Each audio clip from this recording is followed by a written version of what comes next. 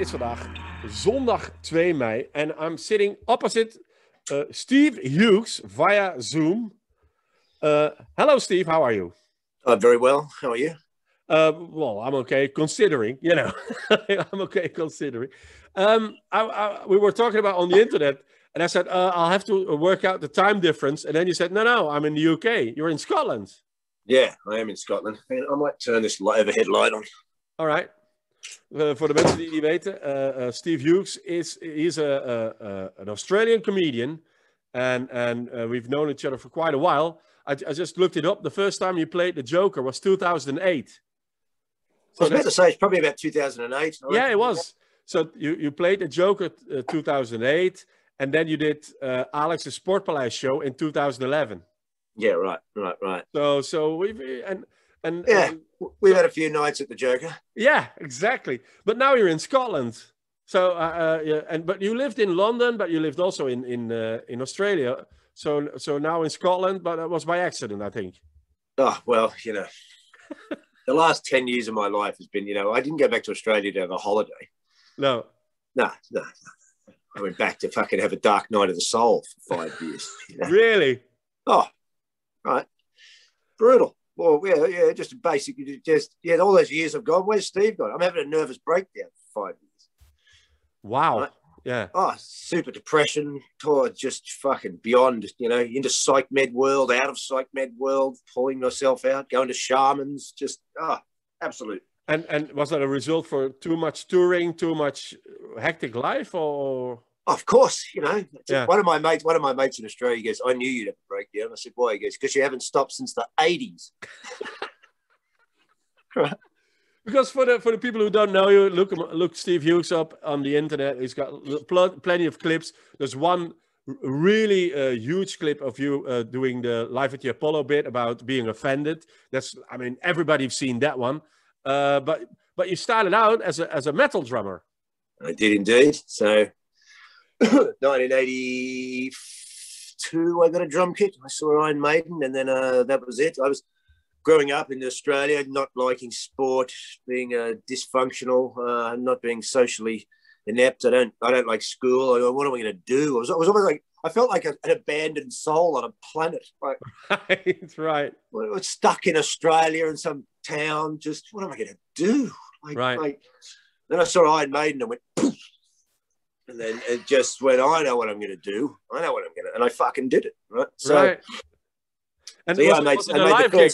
Was it a live gig of Iron Maiden in Australia that you went to? Oh yeah, I saw him on telly. You know, on television, right? Okay. But then I saw him live. I saw him on that tour. They actually came out because I just started to get. I sort of liked music as young and to get it. But I wasn't one of these kids whose big brother showed them at 10. They got into Kiss when they were 8. I didn't have any big brother showing me shit.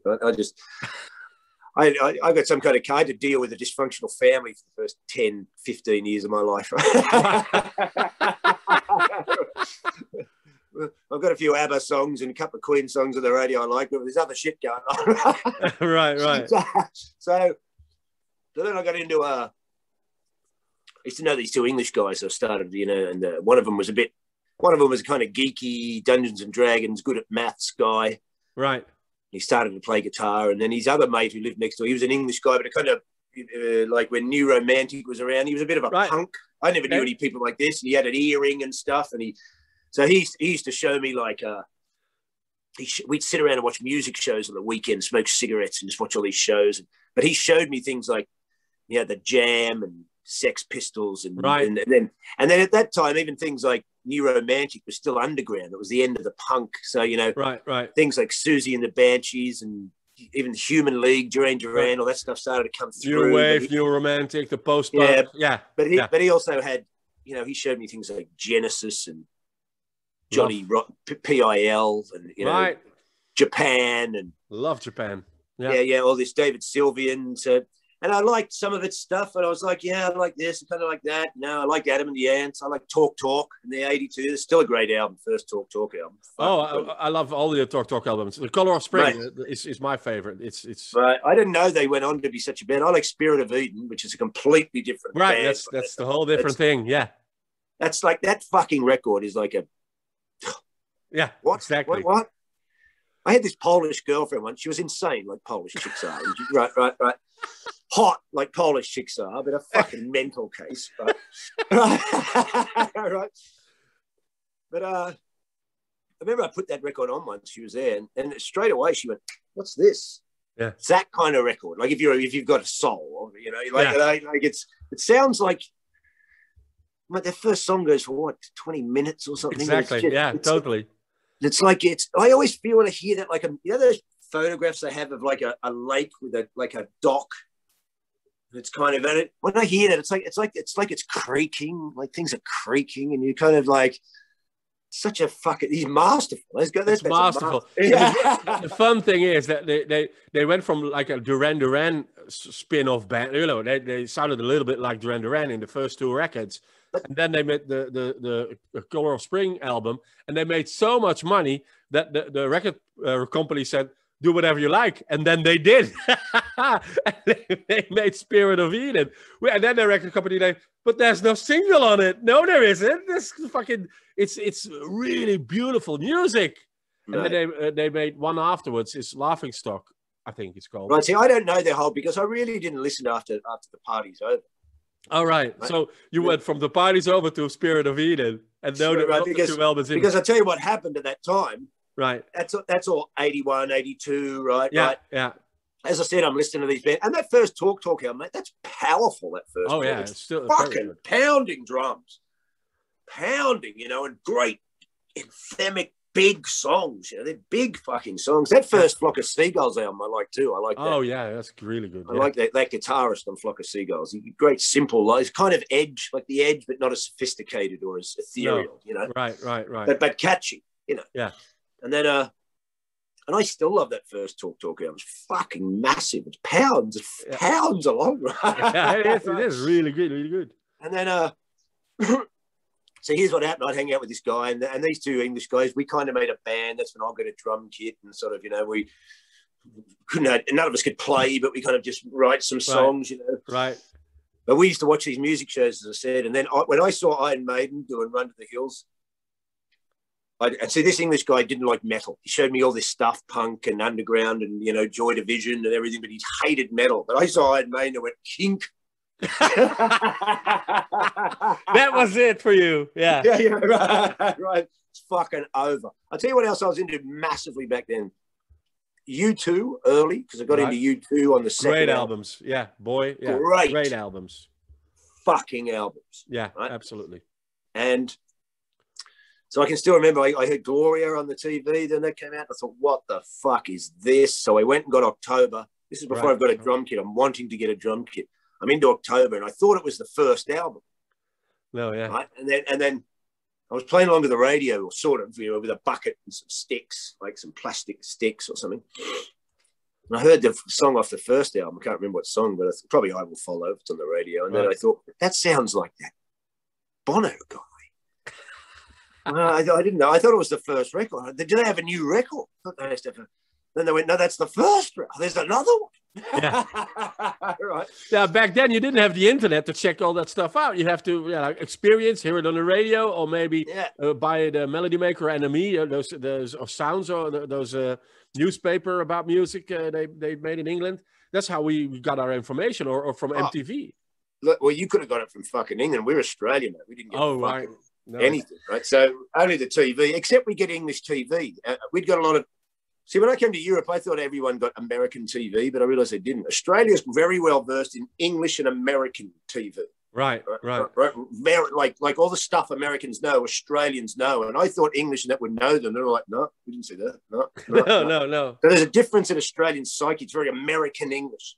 We're watching, you know, I Dream of Jeannie and F Troop and Gilligan's Island and Lost in Space, but we're also watching Man About the House and Betty Hill and, you know, fucking... Yeah, Monty Python. Are you being served? And Monty Python, right? And Saturday Night Live and Monty Python, you know. Yeah. Hey, so music in that country was very homogenous to Australia. Nothing really got in from the outside, and the culture was very conservative, right? Right. So when people mock U2, I said, okay, but you don't understand. I've been into U2 since they were an underground, like, punk band. Exactly. Right. And but then you went into metal. So and then you started your own metal. Oh, yeah. The day I got my drum kit, the first drum kit, an actual drum kit, I went to this record store. I had like $10 left. I can get one album, and I found by this time I've got Number of the Beast. I have to go backwards, but I'm still into U2, and I found Boy, and I found the first Maiden album. Right? Okay. And I'm sitting there going, well, but I bought Maiden, and then that was a crossroads. Yeah. It's a crossroads, but I still bought Boy at the time, right? Oh, right, okay. Because they're magical records, those folks. Absolutely, yeah, absolutely. Every record they've done up to, besides I don't like all of Rattle and Hum because it's that just blues. I'm not a blues guy, and I like songs off there like Heartland and All I Want Is You and God Part 2, which is them kind of being that one out modern track that's on that kind of album, exactly, yeah. Which I read about. He said, well, that was the band changing because Achtung Baby's next, and that's that sort of transitional song. We're going to leave behind this blues past, right? You know, rah rah. But those first three U2 albums and Unforgettable Fire, they're all great up to Achtung Baby. They're masterpieces, right? And they're like. But I'm one of these guys that didn't find. Also, when metalheads go U2, so those early U2 songs made it fucking more full on than a lot of metal songs. Pounding, you know, like a song and stuff off War. It's like it's fucking pounding. I have the same thing about Simple Minds. Simple Minds. Also, everybody thinks "Don't You Forget About Me" and "Alive and Kicking" and the stadium stuff. But the things they did before, it's really interesting music. It's really unreal. Good. Yeah, unreal. I love Simple Minds. Yeah, I love it. I love all that New Gold Dream album with all that. Yeah, I love that stuff. Yeah, me too. All those weird instrumentals, you know. But how did you get from being into Maiden to being in the most aggressive metal band of fucking Australia? Here's how I'll tell you what happened. Why I only got to talk for so long, because I'm getting into talk all this stuff, right? Adam and the Ants, rah. But then Maiden comes, right? And then U2 is here, because people go, the 80s was suck. Was it? It was not for me. It was U2 and Maiden and fucking thrash. It was fucking brilliant, right? so I'm sitting there, right? And then Maiden comes, and now I'm interested in metal, right? So then I meet the guy who I made my first band with, and he shows me like Ozzy Osbourne and some Sabbath, but we're in the country town. We get only buy the best of records, and so we get the best of Deep Purple and the best of Black Sabbath. And I didn't have an older brother, but once I met him, he had an older brother, so he gave me Van Halen's first album, Sabbath, Bloody Sabbath, and Unleashed in the East. And then he introduced me to these two guys we happen to know in the Blue Mountains who could shred on guitar. We were quite lucky for a small town and know all these blokes. And one of these blokes had records everywhere. And next minute I had Venom and just it's. But I'm looking for metal, White Snake, and that's when Rat and Motley Crue and everything started. So because there was so much stuff turning up, right? But I liked Dio and Priest and Maiden and Sabbath and that, but, you know, and some underground new British bands, Demon, Witchfinder General, I'd get into all this stuff, right? There was a part of me I was going, it's all good, I like it, but I need something heavier. Like, I don't know what it was. Like, it was something, and I like Manowar and Tokyo Blade and all these sort of I'm right into the scene. I'm writing letters and all this. But then when thrash finally, and I had Venom and a bit of Motorhead, which was yeah. But then when like Metallica and Anthrax and Slayer, that was like, bang, that's what I'm looking for. Right. And it's almost like I got all the traditional metal then kind of for the next 5 years, just didn't even listen to that. Not even interested in that. This is what I want. Exodus, Slayer, Metallica, Celtic Frost, Merciful Fate, Bathory, Destruction, Sodom, Creator. I wanted filthy and underground and like just because it had eccentricity to it and youthful fucking energy. And it was, and like anything, you're probably just inspired by what I could go into this. I think about this on big, deep levels of archetypes and everything, right? Because the energy of being into that stuff back then, I still know my mates from back then because something almost held us together. Right. Yeah. Right? And I could feel it globally because that Number of the Beast album got metal kind of known, and then Judas Priest got big in the States. There was that happening, but then Metallica came along, and that first Metallica album just went on this kind of underground, like a global. Like when I took that record down to the suburbs of Sydney when I first moved out of the Blue Mountains, and we were hidden away up there into all this metal that no one had heard of. Right. But then when I went into the suburbs, I met normal Aussie blokes. Right. Right. But that album got them.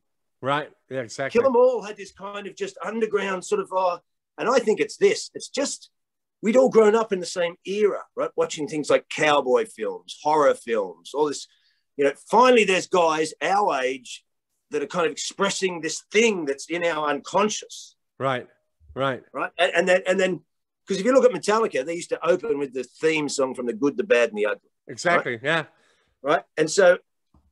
And what is the basis of a lot of the ideology behind, if it's ideology is the right word, but the feeling behind metal? It's freedom.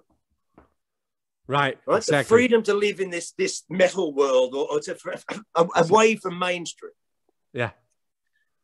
And so growing up, you probably watch Westerns. How they affected me was like, I loved that loner guy with his bedroll and his cigarettes, and he can shoot anyone, and he just sleeps on the ground and then wanders off, right? Clint Eastwood, yeah. That's sat in my psyche, like, yeah, and that's a very European thing anyway. What's individual sovereignty? Right.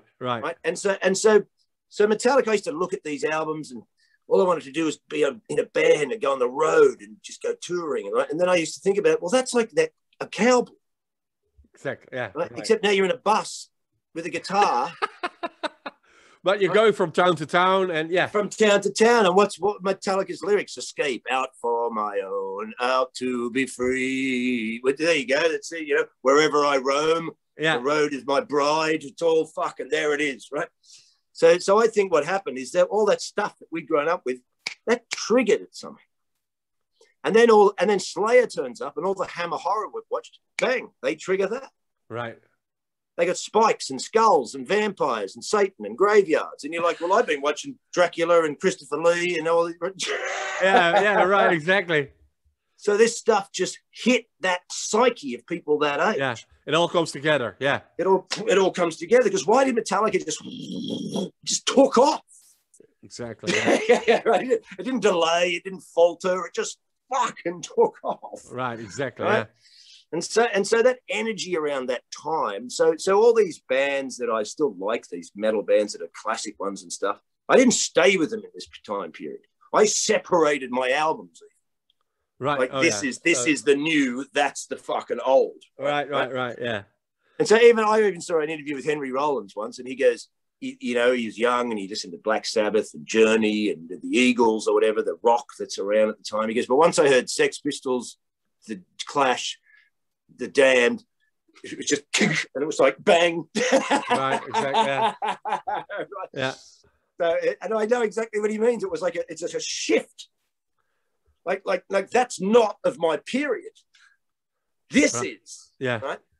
And what I liked about thrash too was it was eccentric and weird and mysterious and unprofessional, and all the energy was there. These 16-year-old kids playing these records that just fucking right on the edge of their limits, and the solos aren't even in key. They don't know. Right. So when I used to meet musos back then that get, well, that solo's not in key. You missed the point of this whole record. It doesn't fucking matter. No. Right. I didn't even know. I was talking to a friend of mine the other day, and he goes, I don't know music. I'm just a listener, right? He goes, so when I go and see a band, and I'm with muso, mate, sometimes I go around, well, the first 4 songs are all in A. He goes, I'm so glad I don't know that. No, exactly. Sometimes I know what you mean. Sometimes the knowledge takes away the pleasure. Totally. And sometimes I have it with movies. If you watch a lot of movies and okay, this is a plot point, and this is no, just sit down and let it come over you. It's the same thing with comedy. I've seen so much comedy. I've helped people with comedy.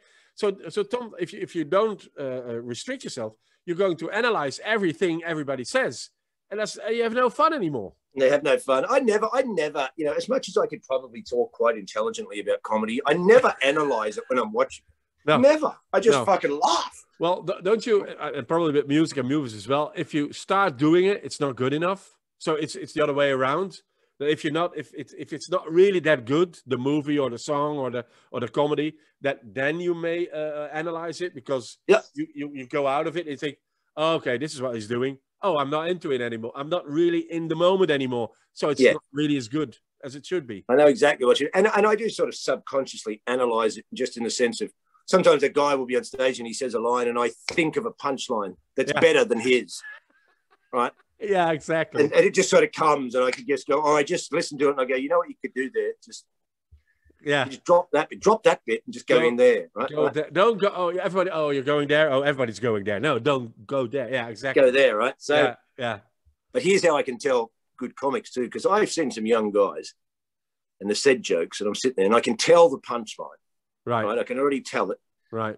And I'm sitting there, or I thought of a better one, and I see the direction he goes. And then afterwards, I come up and I go, I just go, do you want to know what I think about that? What you could do with that? And if they go, yeah, and then I tell them. But then I see them the next night, and they don't try it. Right? Exactly. Yeah. Here's what I know: your ego is in the way, dickhead. Because when fucking guys used to come up to me and go, Steve, you know that bit? If you drop that bit and go to that, I used to go, fucking right. I'm not getting all, hey, I didn't think of it. No, I'm going. Yeah. See, the best laugh is the best joke. Yeah. Yeah, that's your job, to take what's given to you and go, yes, that's right. Right. Right. But hold on. I want to, because we weren't even in your first band yet. But still, you're into metal. Okay. You start the metal bands. So at this time, I'm starting bands, right? And we're starting the first thrash band in a small country town, sort of 100 k's out of Sydney. It's a country suburb, right? So we meet these guys from the suburbs. We kind of we were so into it. Somehow we got drawn to the people that we needed to at that time. It gave me a lot of belief in synchronicity and how stuff comes together, because because if you wrote it down on paper, will we get any success? No. We're in Australia making a thrash metal band. We're limited in our skills as musicians, and we're just here on the edge of the world where nothing happens. Right. It's not going to happen. But am I going to do it? Yes. Why? Because there's nothing else to do. And this is my, and in less than a decade, I was at the Hammersmith Odeon playing Support and Testament. So, so there you go. You get off your ass if you're full on enough, right? Right. So I've seen your Wikipedia, and I've seen a bit of you on YouTube where you were explaining that your first band called Slaughter Lord. Yeah, it's like everybody heard of it, but it's only had one demo in the first. So only had one demo, but see, here's the thing: we did tape trading back then, right? Because as much as I say I separated from traditional metal when I got into thrash, but so did the magazines. Right. Because like Kerrang and Metal Thing or whatever they had back then, right? They were made by guys who grew up into Purple and Sabbath and Rush and Uriah Heep. And so when they were in the hair metal more, and you went more in the, Well, not just the hair metal, but the older metal. They would have been older than us. The guys who were running magazines when we're kids, right? Right. So they would have come from that era, of old school rock. So old school rock had great singers: David Coverdale, Jimmy Page, Bruce Dickinson, even if you want to, Judas Priest. Singers. What thrash did is it replaced singing with riffs. Right. See, now people wanted to hear riffing. Gun, gun, gun, gun, gun, gun, gun, gun, gun. That's why the singing doesn't have to be that good. No, because we're not interested in the singing. We're interested in crushing fucking riffs. Right, exactly. Right, right. It's a difference, right? So when that happened, even the old school magazines didn't like it. Right. Right, because it doesn't seem an evolution. It seemed a devolution to them, because it was like punk, because it was made by kids. It was underground. Yeah, it's got a do-it-yourself thing. It's like where punk comes from, in the sense of seeing too much over-bloated corporate Led Zeppelin shows where some guy in Hull who doesn't have that much skill, you just start to think, well, how do I become Robert Plant? I mean, he looks like a mystical nymph god from sex heaven, doesn't he? You know what I mean? When I see Robert Plant in those jeans and that tiny top in the 70s, even I'm going, mate, if I was a chick, I'm in, you know what I mean? How many pussies did that guy wet? Right. Just standing there, just that microphone and so, Tori was that a reason for you to be in a band as well, for the chicks? Everybody goes in a band for the chicks. No, here's where I'm a bit mad. Right? Okay. I was about to say, did Robert Plant. I know Tori Amos. I love Tori Amos. So I've read enough interviews with her. I know she's touched a pussy. I hope she hasn't listened to this. I bet she has. But if she had listened to Robert Plant in a Christian American household, go, who's this sex nymph god? Right. So now here's the thing. chicks, I don't know. How do I discuss women on this? I've never understood women. And I think my karma through life is to not meet them. Right.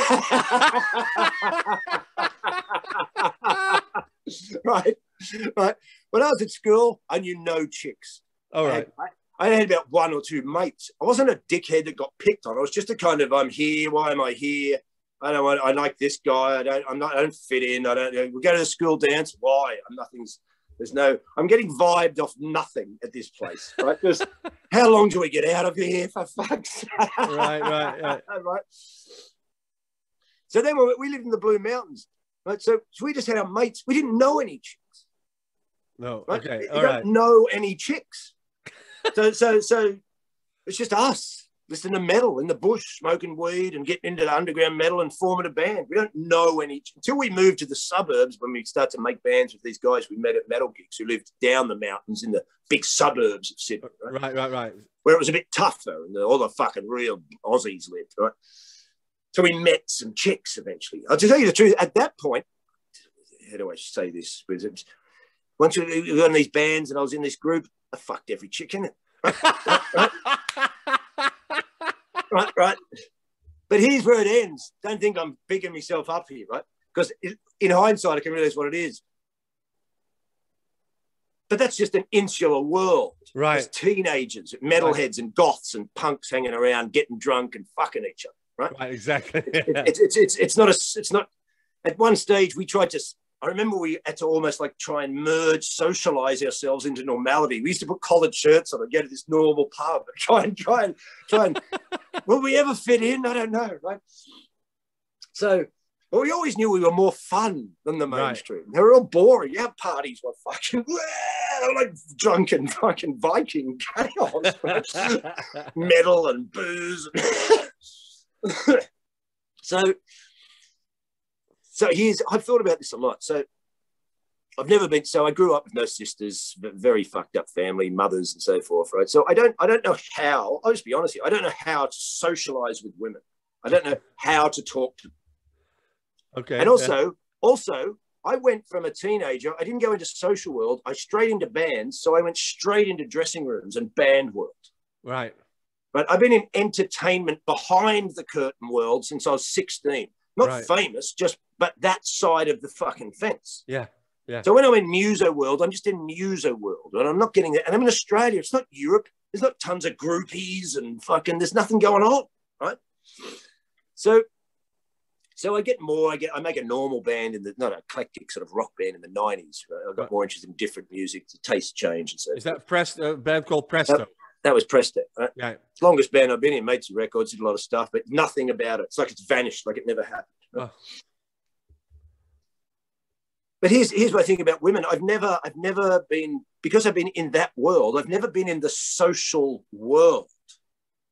Right? Okay. So like anything, as you find, you can take, am I just a retard? Am I this? But as you get older and you just listen to blokes who can give you some decent information, you just go, well, you're never trained to do it. You have to train, people get socialized, right? So I didn't get socialized at school. I didn't know any chicks. I didn't know. I'm a dysfunctional family. I'm dealing with that. In the bands, world. You also didn't get. I get straight into heavy metal world. I'm not out there going, hey, what do you do? How to learn and chat up chicks, be comfortable around chicks. I'm not comfortable around chicks, and I don't know how, and not just with women, to socialize in this world. Right. With everybody. Right. I'm used to backstage or, just with insular people of musos and artists.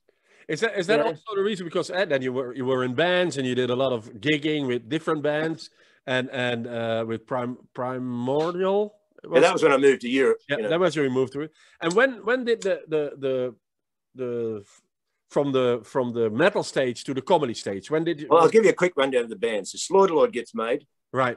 First thrash death band in Australia. I do tons of writing into the underground, because here's what I was about to say. When thrash came, the magazines rebelled against thrash. So magazines went underground, like punk. So everyone made underground magazines. Right. So here's the thing about the underground. When I went underground, being in a country like Australia so isolated, I now had access to the world, because if I just sent a demo of our unprofessional band to a big metal mag, they'd throw it in the bin. But now I could write to a guy in Belgium or Chile or America or the UK or Sweden. And I found out later on, half the guys in the black metal bands that are famous now, they were writing to me when they were kids. Right. Right. Ordering our demo. And I was writing to these guys like in Dark Throne and all that, but they were like 11. And so what this was like the internet, but done through the mail. Right. Exactly. Yeah. Right. So now you can just get your demo tape and you make a cover and you make a thanks list. You make it like you've already got a record. It's a demo, and then you make bios and you make all this stuff. And then some guy from Chile goes, some bloke from Sweden in Death Mag wrote to me and said, "Can you send me a demo and do this interview?" And then I did all these interviews, and then so the demo went out. So the next minute you're getting letters buying demos from Chile or Sweden. So it's like this hot. You get now I'm in the world.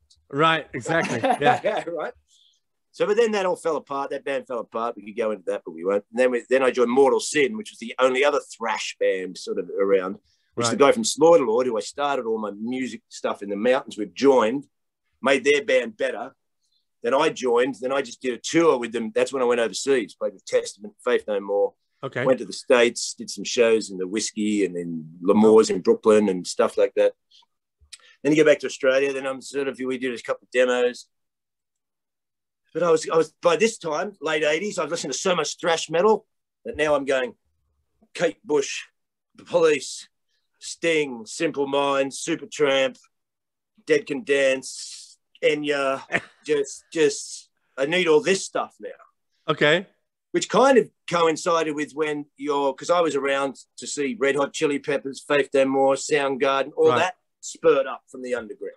Late 80s, early 90s, yeah.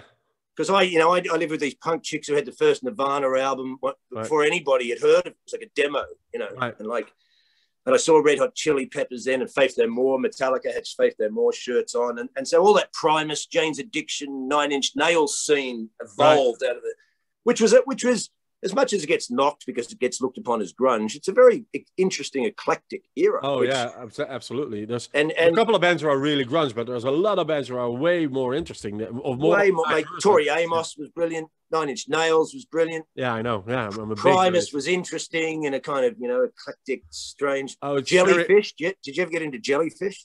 Jellyfish, I never. No, Fishbone you had? I saw Fishbone live, mate. It was one of the best gigs. Yeah, fucking oath. It was one of the best gigs. For me, Nine Inch Nails in 91. I saw Nine Inch Nails in 91, but that changed my life as well. That changed my life. Absolutely. That first album, that Downward Spiral, is a fucking electronic masterpiece. And I saw them when that was the first album, and they were recording the Broken, the EP, and that vibe on stage when they were really fighting, and they were actually fighting on stage. And smashing each other, and I've not seen anything since then. And I read a magazine, an English magazine, and it was in Rotterdam. The gig I saw, and the interview in the magazine said, "So your gigs are quite rough," and I said, "Yeah, but we had one in Rotterdam that was our roughest, and that was the one I've seen." so that was. No, that really changed my life. It really did. So, but then you went into your horizon got wider. Completely. Well, it's obviously going to, because your early stuff, you've grown up before you got into fucking, Metallica. You've already heard as a kid, ABBA, the Beatles, Talk, or, it's in there. Right. I was massively into Meatloaf in 1977 as a kid, that first Bat Out of Hell album, I love songs on the radio. I just had to wait for the radio. I used to wait for this Logical Song by Supertramp and Hold the Line by Toto. Yeah. And the Stairway to Heaven. That was like some creepy, mystical gypsy journey. I didn't even know who sung these songs as a kid. Just wait for them on the radio, Right. And so and as we were getting in the 90s, as you said, it's people knocked that era, but there was great stuff come out of there. Early Soundgarden, I heard early Ultra Mega OK, that stuff, Primus. If you haven't heard Jellyfish, you seem to be you should get Jellyfish. Yeah, I'm going to check it out. Yeah, absolutely, mate. It's like power pop from that sounds like the Beatles with Supertramp, with Queen, it's masterful. The records are brilliantly recorded. There's 2 records: Spilt Milk and Belly Button. Right? They even dress up like little pixie men from fucking. The drummer sings. They're masterful. Okay, I'm gonna check it out. Yeah, right.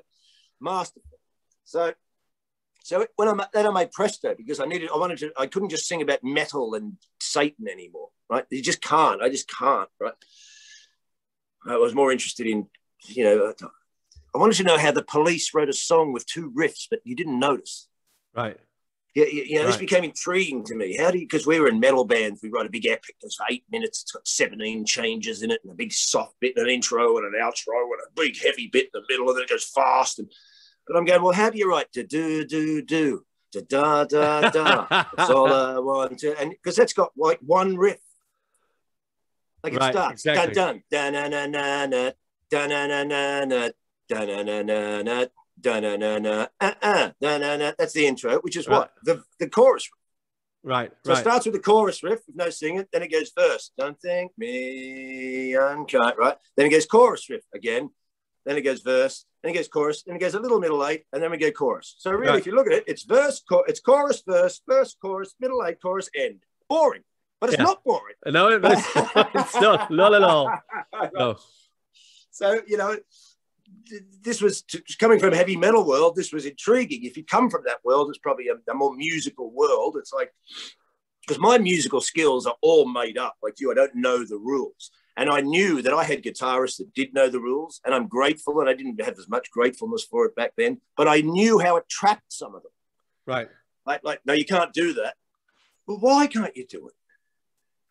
Like, yeah, exactly. Like, this is what I understand. You can't do it if you're in an orchestra.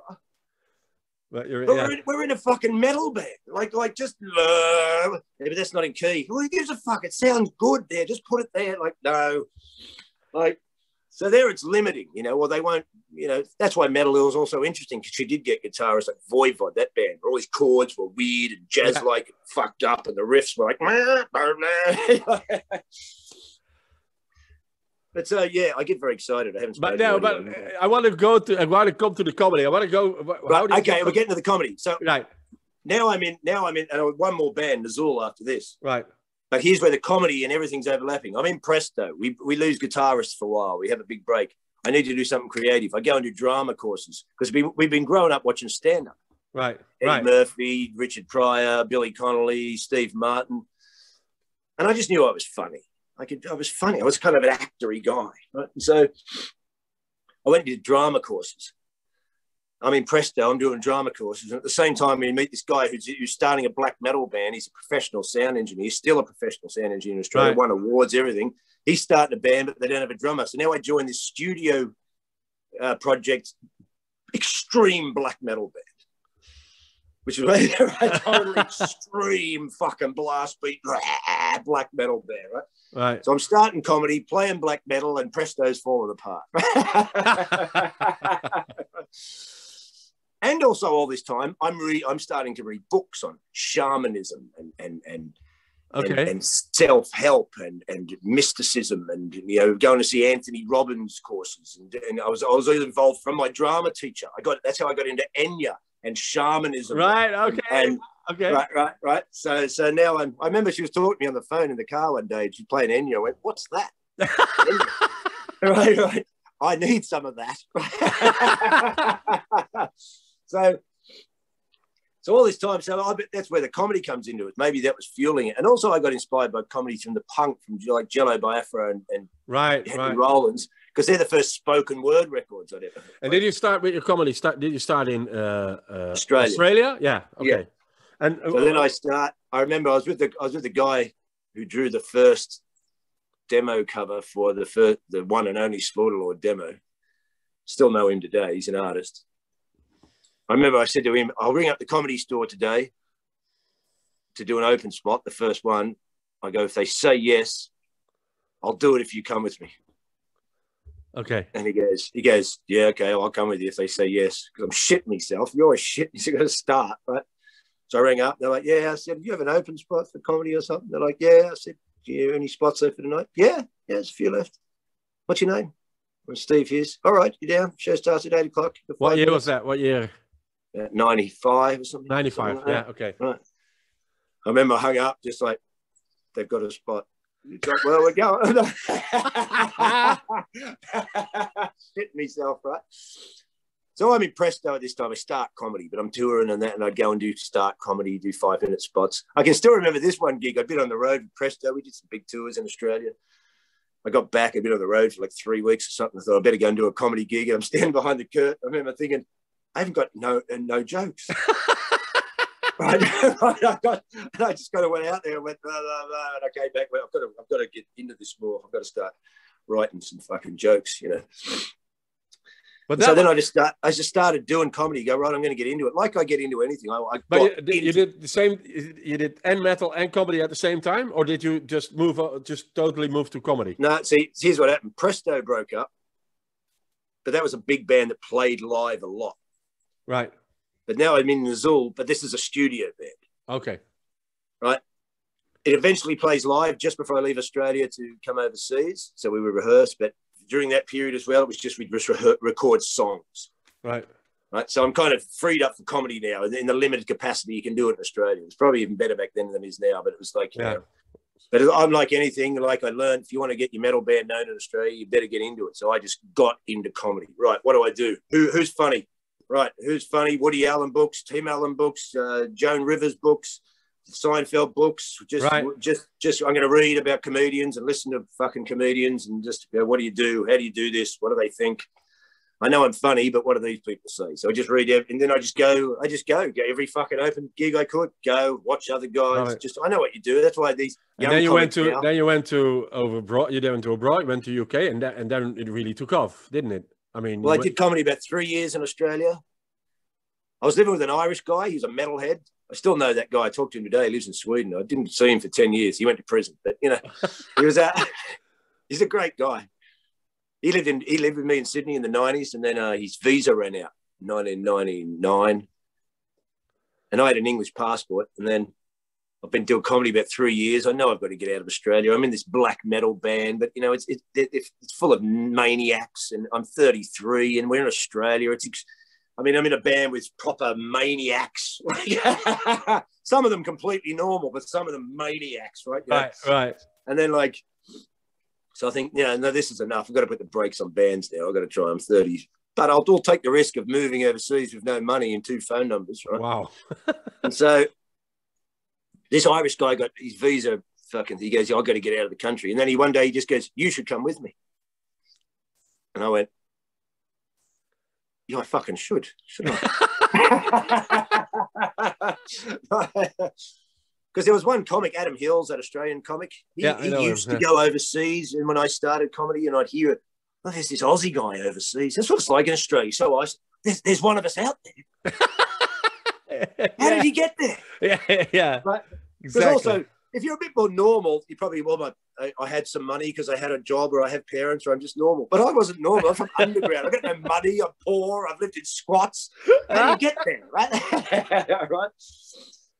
So I just got some money. I had fuck all. I sold me drum kit. I went, right, I'm just going to move there. And I came here, I had 2 phone numbers. I met a couple of guys who'd come to Australia at that point. I met Craig Campbell, Phil Nicol, Ed Byrne. I'd met him. Right. I met him in Australia before I came. They did festivals. Right. I know him, yeah. So I moved to Ireland with the idea of coming to Australia with my mate. But then because of heavy metal, he was into heavy metal. So we'd go into Dublin to hang out with the older metalheads he knew. But he knew the guys who were in Primordial, which today is Ireland's biggest metal band. Right. Now, because of metal and the bands I was in, they knew who I was. So they went, you're that guy from Slaughter Lord Mortal Sin, Nazul. Yeah, do you want to stay at our house? Yes. Right. So now I'm in, because I suddenly realised I've got to be in England, but then I got to Ireland and I realised I go to England for a couple of weeks and sleep on someone's couch, hopefully. And then they go, can I have an open spot? They'll be like, yeah, in October. Yeah, right. And I'll be like, but it's May. And I suddenly realised that London's too big for me at this point. I don't have a base or any money or anything, right? So I thought, well, why don't I just start night? Right. I can live with these metalhead guys. I get on with metalhead guys. They're in a good band that's getting successful. Then I went on tour with them for a month because that's after I'd moved to England. But it worked out because now I realised, Ireland, I can get around. Right, yeah. And again, do you want a gig in Dublin? Do you want a gig in Limerick? Do you want to? Yeah, I'll fucking start here, right? So I stayed there. Then I did a Dublin comedy festival at about 2000. and I met, who did they put me on with? Glenn Wall. Okay. Right, so I'd never met him. You're with this Canadian guy. You got half an hour each. I meet Glenn Wall. He's got long hair. I got long hair. I know I had short hair then. We both got leather jackets. We drink booze all night. But like, he goes, by the end of the 2 days, I've got a flat in London with this other English comic. There's a spare room there. Do you want to live there? Yes, I fucking do. Bang, I'm in. Wow. Yeah. All right, I'm gonna fast forward a little bit because I have another guest. I have a surprise for you. I have another guest to the podcast. Here he is. We're going to 2011 or 2008, whatever you want. Here's Alex. I've asked Alex to join us. Where is he? Here he is. Here he is. Hello, Alex. Hello, Steve. You motherfucker. Yeah. How are you, man? Good, brother. How are you? Jesus Christ, you look good. You've got short hair and everything. Yeah. Oh, yeah. Yeah. I look back at some videos of me with that hair on TV going, Jesus Christ, I look like I crawl out of the woods. I had Alex on standby like 15 minutes ago, but we were still in metal. We weren't even in comedy. I was hoping. I hope I'm not boring your listeners. No, not at all. I don't care. I don't care about the listeners. Nobody cares about their listeners. No. What were you guys talking about? Oh, he was just moving to London in a flat when he started comedy. Okay, you're doing like a whole origin story kind Apparently, of. Yeah. A quick synopsis of a 50-fucking-year-old life. It's good to see you, man. You're in the UK now. Yeah. Well, I came here to do a tour after 7 years in Australia, having a fucking, we could get into we could talk about so much stuff. And I get here, I do 3 weeks worth of gigs, and they shut the planet. So now I'm stuck here. So you went to London because before COVID started, and you've been stuck there for a year now. Yeah, in Scotland. Yeah. Oh, Scotland. Yeah. All right. Where are you? Somewhere right now. Oh, yeah, I'm near Edinburgh. I was in Manchester for a year. I was in Manchester for a year, and then I'm up here, and then I'm just, I don't know. It's a fucking nightmare. Let's not get down there. I'm having a good time. I have to think about reality. I know. I'm not going to talk about that either. It's been like a year of nothing. So let's do something else. I mean, I could talk about it if you want to get fucking hardcore, but I got serious fucking opinions. Well, that of course. I mean, that we always like that. Yeah. Because that might be like a good question for your comedy right now. What are you talking about? What are you pissed off about right now? I've got a new special coming out. I've got it here on a Vimeo link, so I can send you both a copy through email. Oh, I'd love to see it. Oh, cool, yeah. So, great. So if you've got any feminists, don't let them watch it. I love you, Steve. It's been too long, mate. It's been too long. Yeah, it's been too long. You know. I mean, half the comedians I've noticed these days are all just going PC and they're just wimping out, and I'm like, stop it. I don't do this to be edgy. I've got this prick at the moment. He just calls me your edgelord. That's nothing to do with edgy. This is not to be edgy. I didn't write jokes. I didn't use 1 million dead Iraqis to get some fucking giggles. I'm not a savage. I didn't go, yeah, great. America's bombing Iraq. Maybe I can get some giggles out of it. You were the bit from the Live at the Apollo bit where you said about being offended, and it's even more relevant now than it was then. So if these comedians now who are mocking me, like, didn't you see that material? I told you this 12 years ago. Yeah, exactly. Yeah. I fucking told you this 12 years ago. What you want to bring the word offense and hate and legal next to one another? You're in for a serious fucking problem. Yeah.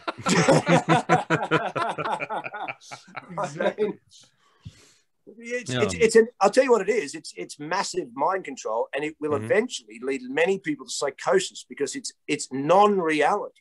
Mm-hmm. They're telling you to believe in things that aren't going on. Yeah. Right. Yeah. And they want me to join. So if I go to any comedy club these days and they go, well, we're going to tell you what you can do jokes about. Well, I'm just going to walk out. Mm. Because is there like many comedy clubs where they're doing that right now? I bet there is. I bet there is. I wouldn't even fucking know. I didn't get on the scene long enough, but I guarantee there is because see, now we've gone from a happy talk about music to now you get me fucking started. No, just go, man. Yeah, just go. It just took one other comedian. How long did it take? It was like 5 seconds. Hi, Steve. How are you? Pissed off. Great. Let's go. Actually, it's not pissed off. No. I used to be more pissed off, but 5 years in a nervous breakdown teaches you, hey, I better wake up to some shit. Well, it did. I tell you what, it woke up to me the most. One, I was a fucking robot. Right. See, when I say to people these days, you're brainwashed, right? They go, no, do you think I'm brainwashed? Well, we're all brainwashed. What makes you think you got out of it? Yeah. You know, in the old days, people said commercials don't work on me. Oh, yeah. Oh, yes, they do. Of course they do. They work. Do you know what? Do you know who they're working on the most? The people who think they're not working. Exactly. Exactly. Right. Yeah. This is why you don't keep your cigarettes in those packets with dead bodies all over them. Why? Because you go, well, I don't even notice it. Exactly. Right. Because they're not working on the conscious level. It's working on the unconscious level. Well, I have no problem with any of that. I've never been brainwashed my entire life. I'm just going to order something on Amazon, and I'll see you guys in a second. Exactly. So, I mean, if you went to school and you grew up with a TV, you've been brainwashed. Yeah. Right? Yeah. Right. You've been told a reality. You've been told the guidelines of this reality and where it comes from and what it means to how you're supposed to interpret it, how you're supposed to feel it, what you're supposed to, what? Well, I have to look at World War II and things like that in this way. And I have to look at these celebrations in that way. And I have to look at that moral behavior in this way. Now, some of it is relevant because you do have to socialize people so they don't kill each other. right. And just as a human being, you do get socialized so you can function, right? Because you're a complex organism. That's why, you know, a turtle is competent after about 10 minutes of being alive, and you take 16 years. Yeah, you know. For the first, if a deer is alive for 4 years, it's still not going blah blah blah blah blah. That humans are 4 years. It's still, right, because it's complex in here. It takes a lot longer to all. If that's my scientific interpretation of the biological. Well, I think that's probably the best way I've ever heard it explained ever by anyone. So yeah, well done. Yeah. Look, hold on. I want to get back. We'll go to the mind washing state in a minute again. This is going to be a long one, isn't it? It's going to be a long one. I think we should come back for another one because we should have a 6-part series. Well, I could go. Well, Steve, I've got fuck all else going on, mate, so I can do this. Yeah, mate. I'd love to do it. We'll definitely do it. But I went to my old hard drives, and I got some old photos of the gigs in. Can you see this? Oh, there we go. Shit, yeah. So this is it shows some photos of Steve with long hair in the Joker in 2008. So that's here. That's going on here. Another one here. These were the two I took, and then a professional one with better lighting. And then hold on. I love your Primordial shirt. That's a good one. Yeah, he was drumming in Primordial. He told me about. Here we go. There we go. This is us with the weird beard I had and looking metal.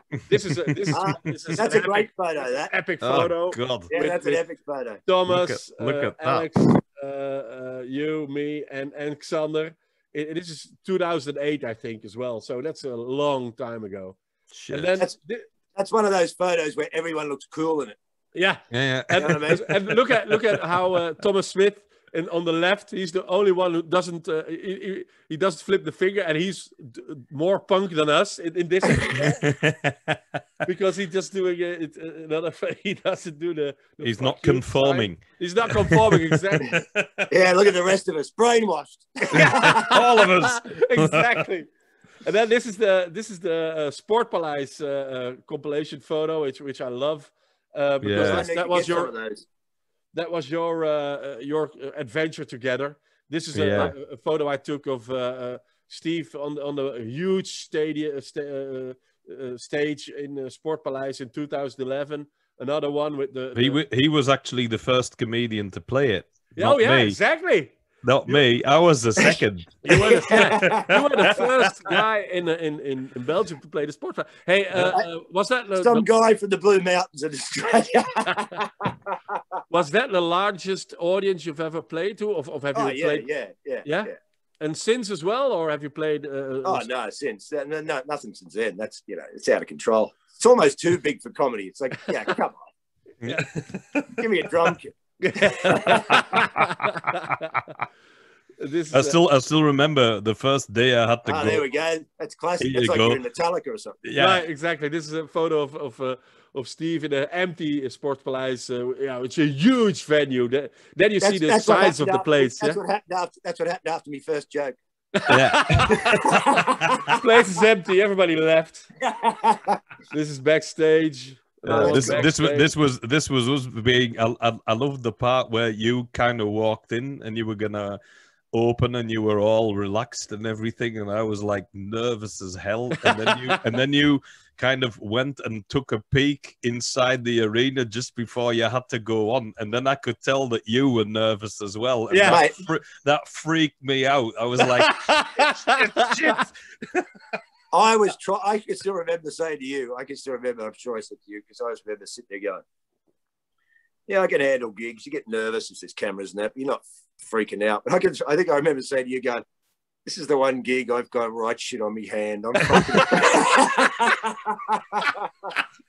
I'm shit. It was myself. You actually said this. You said if we would get into the car and just drive away, do you think anyone would notice? and I was actually considering it for about 5 seconds. I was like, let's just get the fuck out of here. We're not going to do this.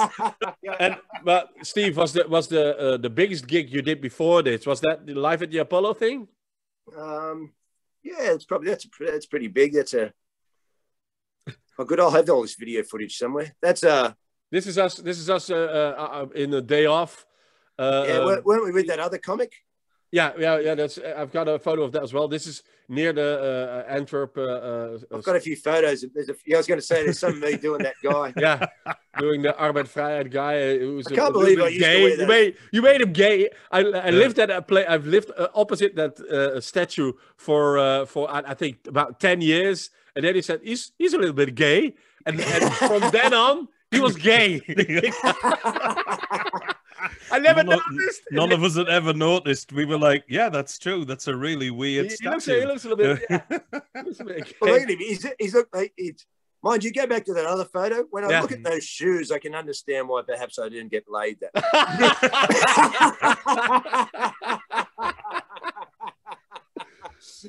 Women are probably going. We're probably going from the top down. Yes, a bit skinny on the. Oh no!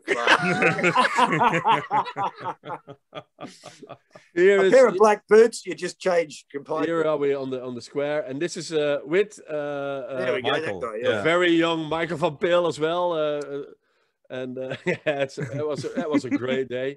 I've got a couple more photos. This is a photo of you performing on the Sportpaleis page as well. A black and white photo made by Raf.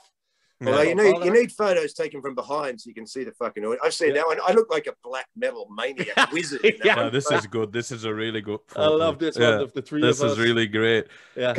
I'm doing my all serious bit. You're all full on metal, and fuck is like, hey, I'm having a good time. He's like this one guy having the time of his life.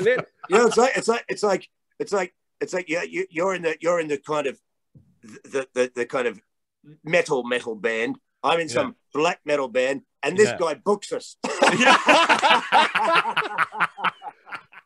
When I saw this photo, I was like, "Hold on, I have an Apollo 13 shirt. I didn't even know. I have to find that shirt. That's an Apollo 13 shirt. I didn't know I had."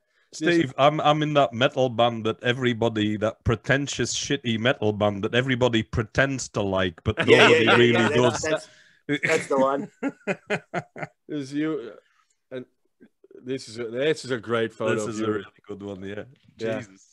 That brings back memories, doesn't it? It's been 10 years. That's the insane thing about all of it. It seems like yesterday sometimes, and that's like 10 fucking years. Yeah, it's crazy. So, but after, so this was 2011. What happened after that? Steve, did you go back to Australia then, or a couple of years? No.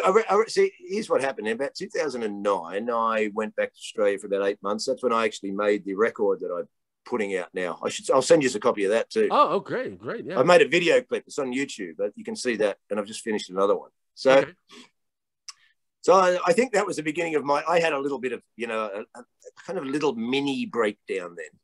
Mm-hmm. After 10 years on the English comedy circuit, it was just, and I was sick of the comedy circuit. So I had a little bit of a fucking breakdown, I think, but it went away. Right. But I sat in Australia for a year and I made a music album. And then Roy Reg Hunter asked me to tour with him. So that was great because I wanted to get off that comedy circuit and into touring. Right. So then I toured with Reg for like 2 years, and then I did Alex's show while I was on the road with Reg. Right. And then by 2012, I started touring my show. Right. So Reg Hunter helped me a lot by getting me around and noticed. Fantastic. Reg Hunter is a really funny guy as well. Yeah. Yeah. Plus, he was just a great guy. I mean, lots of comics were going, "Why are you taking him out?" In the sense of like, why don't you get a guy that's not as good? That's what some of them said to him, right? And then Reg said, "Oh, that's what I like about Americans." He goes, "Because I like competition."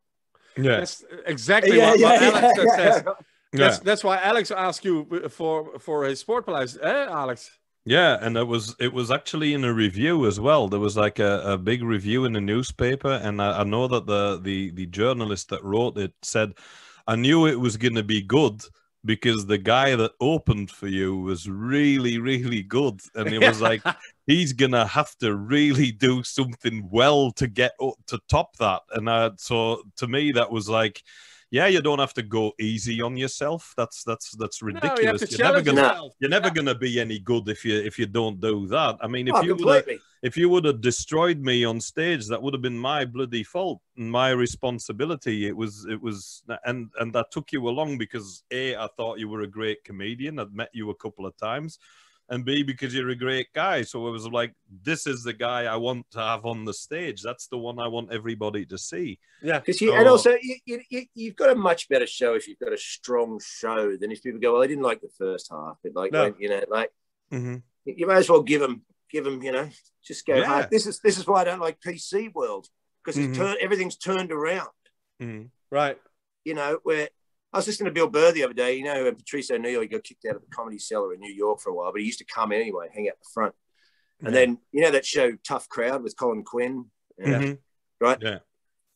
So that came out of this thing. So they used to hang out with Patrice at the front, but then said, okay, you can come in, Patrice, because he used to cause ruckus, but we'll give you a table and you can stay over there. And that's when they formed Tough Crowd, because like Colin Quinn, Nick DiPaolo, Bill Burr, anyone was dropping in, but Patrice, the king of just ripping you apart.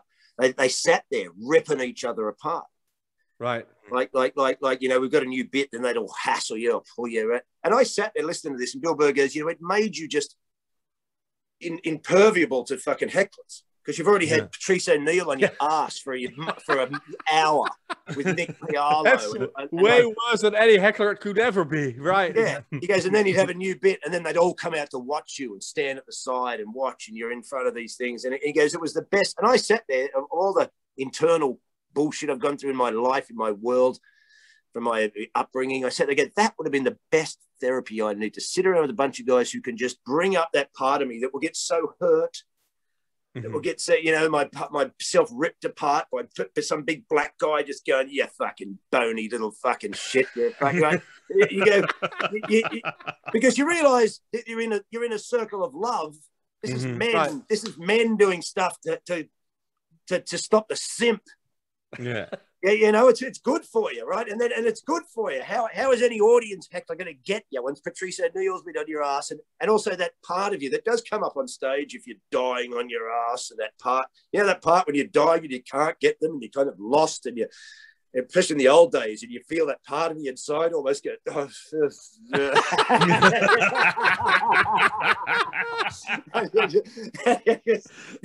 like an empty husk. Well, you just want to be anywhere except there. Yeah. Just, oh, this is horrible. Right.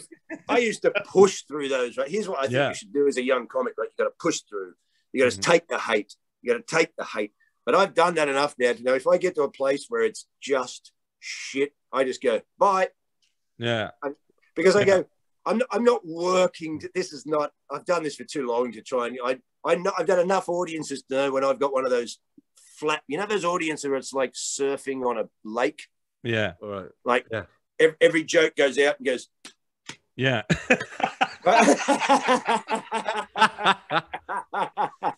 Right. Yeah, but like, that's a thing you can actually say, isn't it? Because there's like been places where I went like, this is like the 300th time I've done this, and it's been funny 299. So it's your fault. It's not mine anymore.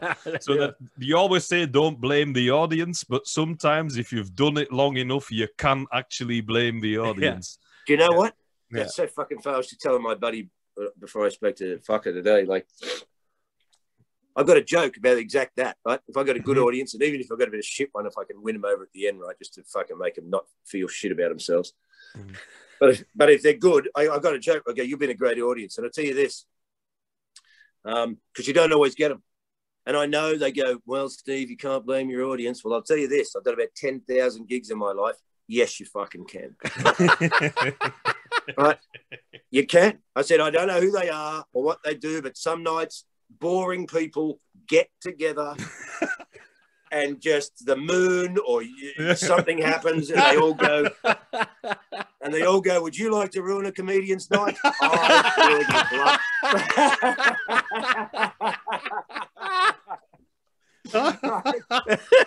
And they all fucking turn up. This is so true. This is so true because you can. It's really weird how audiences can almost feel like they consist of the same kind of people. Like sometimes you get an audience that you kind of go, well, they get all the little things as well. This is really cool, you know, the little bits that you think are cool, and they kind of laugh at that as well, and you feel great. And there's like other evenings where you go, they're not even getting the really big, obvious ones. This is really, really horrible. Yeah, mate. I use this as an example all the time, right? You know, that old joke of mine that you've both heard where I talk about the Sydney Harbour Bridge and the Opera House. Now, when I go, Australia's got the Opera House, you know, and boy, that comes in handy, right? Now, sometimes there's 3 points of an audience's intelligence on this joke. As soon as I go, boy, that comes in handy, right? A dumb audience has no idea what I'm saying. But a small audience already goes, they pick up. What it is. Australians and opera, they pick up. Then sometimes if they don't get on that one, then I just go, because there's nothing Australians like more, right? Sometimes I only have because they know, right? What how ridiculous this is. But then I've worked with audiences where I go, because there's nothing Australians like more. I can feel them all going, yeah. They're right. So I have to go, then a good fucking opera. Oh, that, That reminds me of your joke. I really quote quite a few times about Boy George and the Australians. That's one of my favorite jokes of yours. That Boy George comes on. Oh, do you really want to hurt me? Is that the one? Let the audience go. Like you wouldn't fucking believe.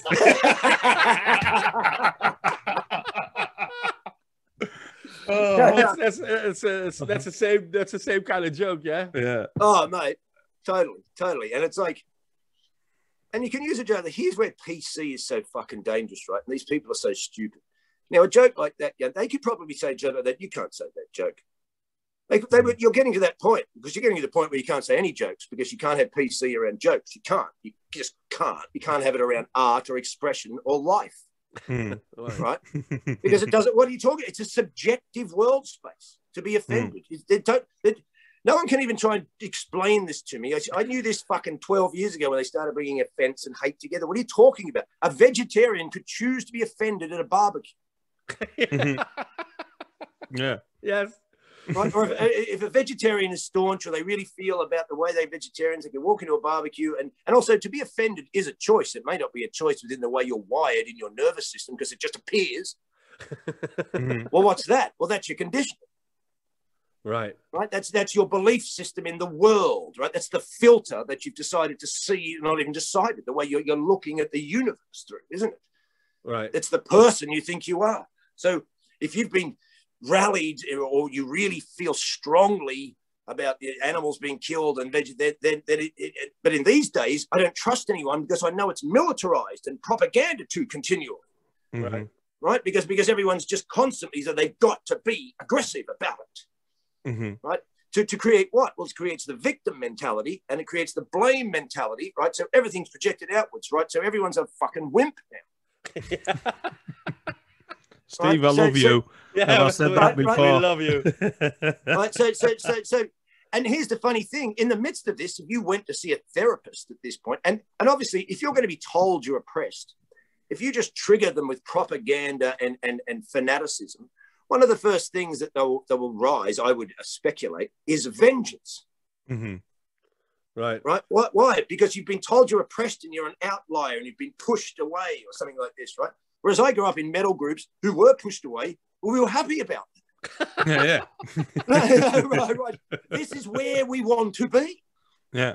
Yeah. Right. We're not going, why can't we get a job dressed as a punk with a mohawk because it's discrimination? No, that's why I've got a mohawk.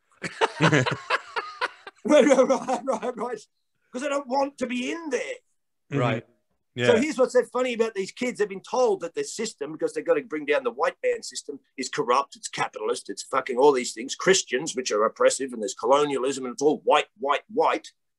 And they say it's inherently sexist and inherently violent. And it's got these, they even go for unconscious bias now, which is what? Yeah. Which is a subconscious racist ghost. Right. Yeah. Yeah, right. But like, even you don't know you are, but we do. But we do. Yeah, that's a really good one. It's like, is there anything else in my unconscious that you can kind of pick up on that I could kind of fix? Because there's a lot wrong. You know me better than I know myself. And I might not find it, but seeing as you've got a clear window into who I am, it would be really cool if you would give me a heads up about some of the worst things that are down there. Yeah, exactly. And considering that you're 20 years old and got purple hair, I mean, you know everything. So you know, and a dolphin tattoo. Yeah. Right. So obviously, you know what's going on. Right? So where were we going with this fucking point? Yeah. So these unconscious bias, so all this kind of stuff. So it's just obvious, isn't it? This is the subjective world. Isn't it? Your inner thoughts are what? Subjective to the way you sit there and dream about films or sex or shopping or whatever you got to do. It's no one knows. Yeah. Big Brother may know these days with AI. Who fucking knows, right? This is the fucking plan, right? But it's like no one knows at this point. So to say that if I went to a comedy club and if they said, do you tailor your material? Well, if I'm doing a midday gig at the old ladies' home, then perhaps. Right, because I understand the environment I've chosen to take myself into. So I don't go out there with a bunch of old ladies and do war on terror material and fucking men material, right? No, we're here to do this. But if it's a comedy club, then no. Because why would I be so arrogant enough to think that I can tailor stuff to the subjective reality of 300 people? Exactly. Who the fuck do you think you are? Well, I'll tell you who you think you are. You think you're God. Why? Because you've rejected God and you've gone for humanity. You've gone fucking total anthropocentric. And you're going to go insane. Because when you let human nature and anthropocentrism take over, if that's the correct word, if I'm pronouncing that, if anyone out there smarter than me and realizes that's the wrong word. I think you're doing well. I think you're doing well. Then what happens? You become decadent. Why? Because now you're in the sins of the flesh. And if you haven't noticed that the environment, the society now is perpetuating that as what? as expression. Mm-hmm. Right. And everything to be tolerated. And it's being offered to you as the world opening up to the variety of all things to be expressed and tolerated. Like what? Well, everything, like pedophilia and your kid being... Don't think I'm joking. Mm-hmm. Because they're asking you to tolerate the intolerable. Yeah. Right. So now, as a community or a nation or a state, you're not allowed to make rules which you feel would be the best for the majority of people to function to its most fruition if it doesn't include every little anomaly. Mm-hmm. Right. And now now you're going to give...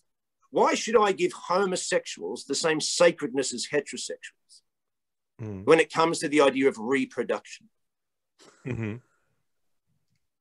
Does this mean I hate homosexuals? I think they should be branded or they're less? No, I'm asking you, do you hold any sacredness in the idea of birth or procreation? Is there a sacredness there? Well, not to progressives, because they don't like sacredness. They need to destroy it because they see it as oppression. Because they see any kind of system or tradition or thing that's as an oppression. Right. So homosexuals like to call us heteronormative straight mongrels or something, whatever they've got now, right? Mm-hmm.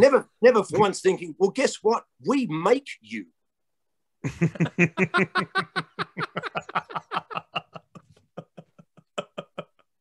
So I'd like to have a reality TV show where I get 20 heterosexual couples and put them on an island, and 20 homosexual couples and put them on an island, and we wait a few generations and see who's doing best.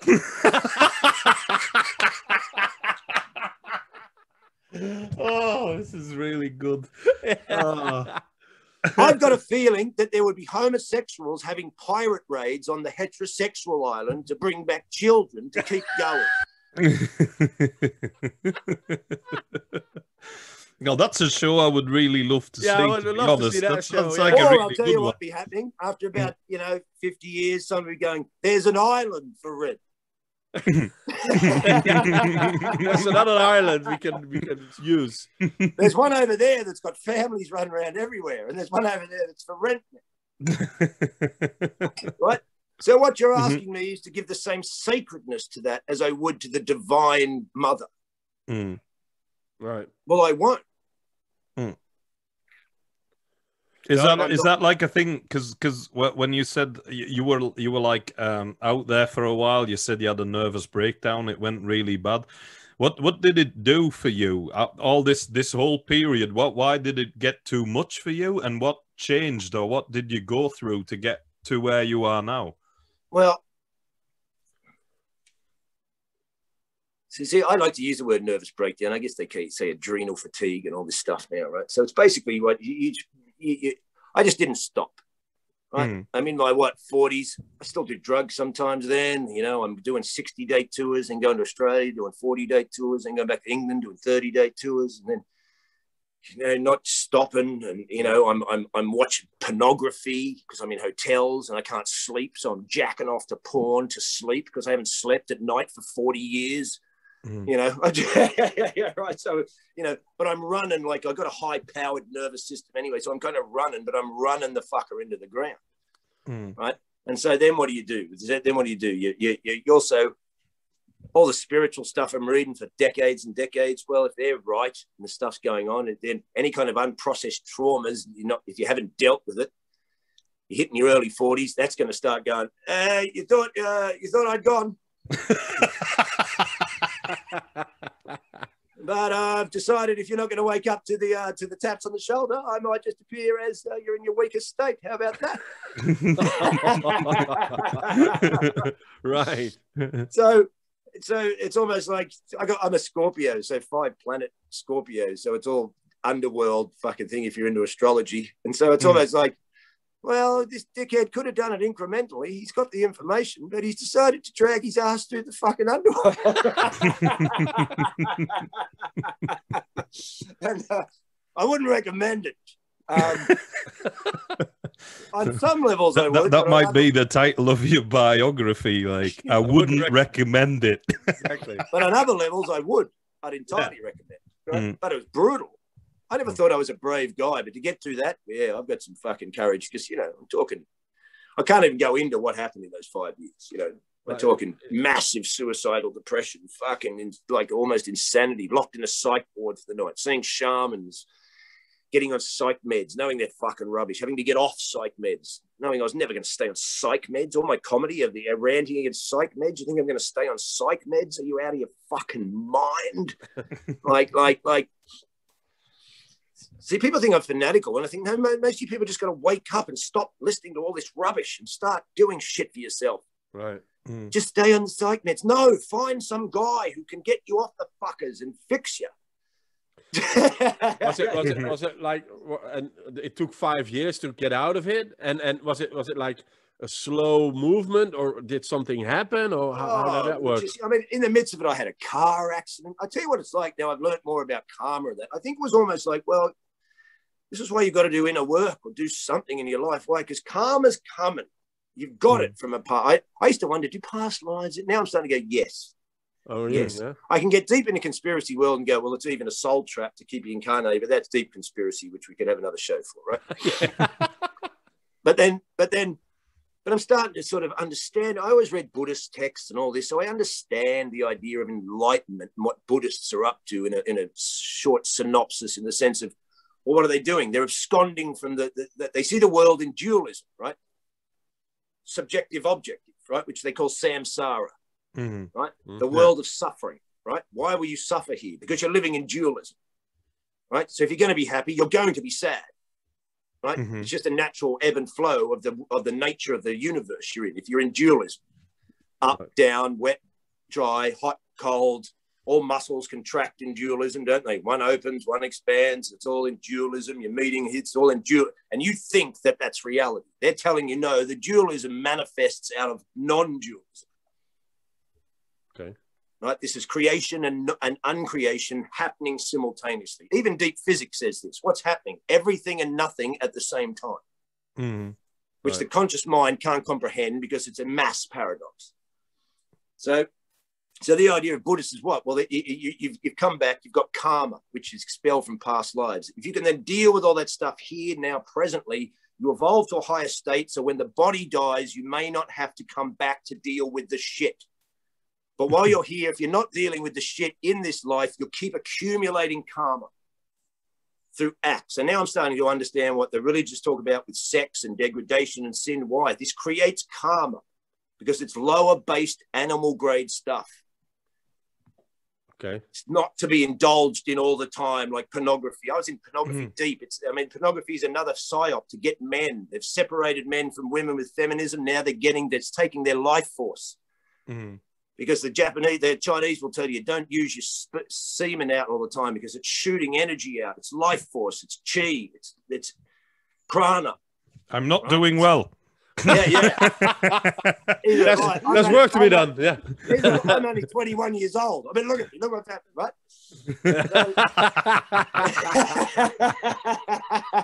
I'm 12. Yeah.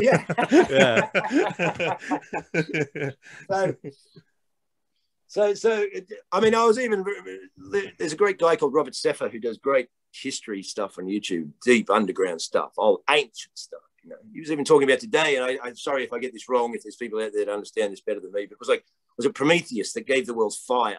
Mm-hmm. And then the gods got upset that he gave man fire. And so they gave you what? They gave you Pandora's box, right? Which the story is what? They're told that Pandora is a cool woman, but she opened the box by mistake. And he's going, no. The true story is she was an actual witch demon sent, going, if you gave fire, I'm going to give you this, which is what? The lustful demonic side of the feminine to lure men into expelling their life force, but not in the way of procreation or enlightenment through the rising of the energies through the Kundalini, but to actually drain them of what? Sperm, vril, life force, which corrupts them spiritually. Okay. I know. Yeah, good stuff. What was that guy's name? I'm going to check that guy. Robert Seffer. Robert Seffer. All right. Sephere or something in a weird way. The H and the R and the O around a wrong way. But I'm going to check that guy. Yeah, sounds good.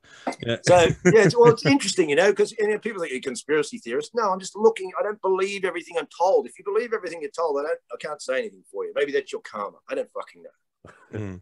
When they started this right now, what's going on now? Straight away, I know this is bullshit. I'm not getting involved, even though they're going to make me involved, right? Because this is, do we want to go into this topic now? Because you're having a good time. Because I'll go fucking deep. Right?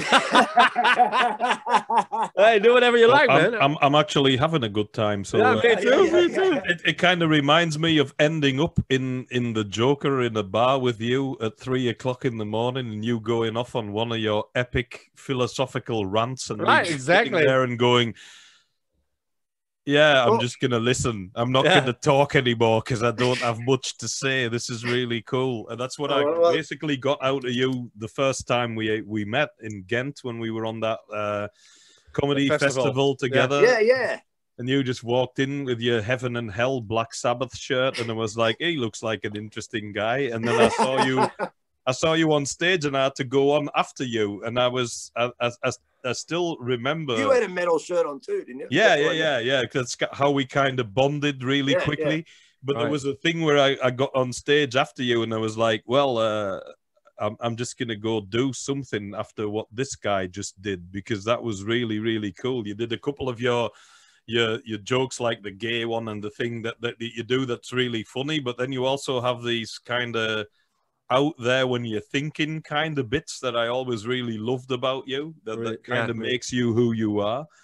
And that that's so I can listen to you for a long time. You can go me too, absolutely, you want. All right, I don't care. Well, see, that's what's funny. You would know, Alex, been doing the comedy and that. See, I've had young guys come up. They think, they like Bill Hicks. See, the first time I saw Bill Hicks, that was it. That's what I want to do, right? Because I'd already come from, as I said, like Jello Biafra and Henry Rollins. Right. So it wasn't comedy, but it was like, hey, these guys get to talk about stuff they think's important. Right? That was kind of like cool, right? So when I saw Bill Hicks, and that was like, and to me, even like Richard Pryor and that, there was that realism. Yeah. This is this guy's thoughts and life, and it's unbarred. He's telling you I was on crack and catching on fire, right. And heavy metal, it's always had to be real to me. I like real music, real art. I can't listen to pop shit, not because it's pop. I listen to pop, but it's got to be made by Aurora, that Norwegian elf woman that runs Kate Bush. Yeah. Kate Bush. Enya. George Bush. Yeah. So when I meet these young comics, they go sort of, sometimes they think, I want to shock the crowd. And I'm like, no, you want to shock the crowd. I want to shock them. This is not. Can you make them laugh? That's step one. pretty important one. That's pretty important. That's a really big one as a comedian. Yeah. This is the big one. This is that cement foundation for your house, right? You make them fucking laugh. Right? Yeah. And then also, when I decided to do more full-on comedy, even though my comedy when I started still had social commentary in it, because I didn't know any other way. I just kind of thought like that. But then sometimes I never felt held back by what I wanted to say, because I just came from the underground metal world, where that's where I just thought, well, you just do what you want. So it was never really that much planning for me. I just didn't. And I've never gone through, I don't have a career that's gone through going, well, if I meet that person, I can do that. And I can, because some people are living in that world doing comedy, right? They go, if I meet that, and good luck to them if that's their deal, right? That's what they need to do. But I just don't. When they used to go to I'd go to this pub in Edinburgh at night, the festival, and there's all the schmoozing going on. I used to go, is there? I don't even, what? Yeah. I'm just getting pissed and hanging out with Mickey D. I didn't know. I didn't care about all that. And like you said before, you didn't really know how to socialize. Yeah.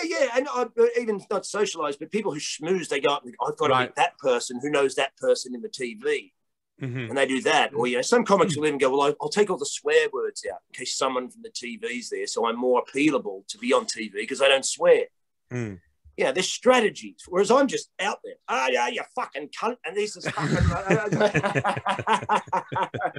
Because I don't know any other way to do it. It's just... metal was like that. They're fucking going to write a song about Satan called Satanic Sluts, and that's it. I didn't. So that was easy. Can I ask you one question? Because that really stood out for me. Is that because you both are heavy metal guys, and in Alex's performances, he's quite loud, but you, Steve, are pretty. You're pretty mellow in your comedy persona. You're talking and you're philosophizing, thoughtful, and not very loud. Not very. It's quite the opposite of metal. Really, metal is really loud and in your face, and you're way more. I don't want to say subdued, but mellow. No, I know what you mean. I know exactly what you mean. It's like I'll tell you, when I first liked comedy, I liked those loud, brash Americans. When I first got into comedy, I loved the way, especially that '80s era with Sam Kinison and someone when these guys got on a roll and you could hear the audience really getting into it, and it was just, I really liked that. I had a real, and I got on stage and I realized I just wasn't like that. Right. I didn't, and especially in Australia, I didn't know how to rev it up. Your own insecurities, I don't have a drum kit and everything, and so. But then I started to just try and do me jokes. But then also in the early days in Australia, they'd stick you in the corner of a pub on a pallet, with people sitting at the bar not even facing it, right? Right. And someone might be there just going, can you keep it down while it's on? And see, I started to realize that if you went up there and just stood there and said nothing, it was almost like in an arrogant sense, well, if you're not going to listen, but I'll stand here because I'm going to get paid, right? And so I just stand there, but then I realized that this is what the audience is like, right? They want to like you, but until you make them like you, they want to kill you. Right. So because they're like, you can see the way humans behave. They'll join the winning team like that. Right. Like that.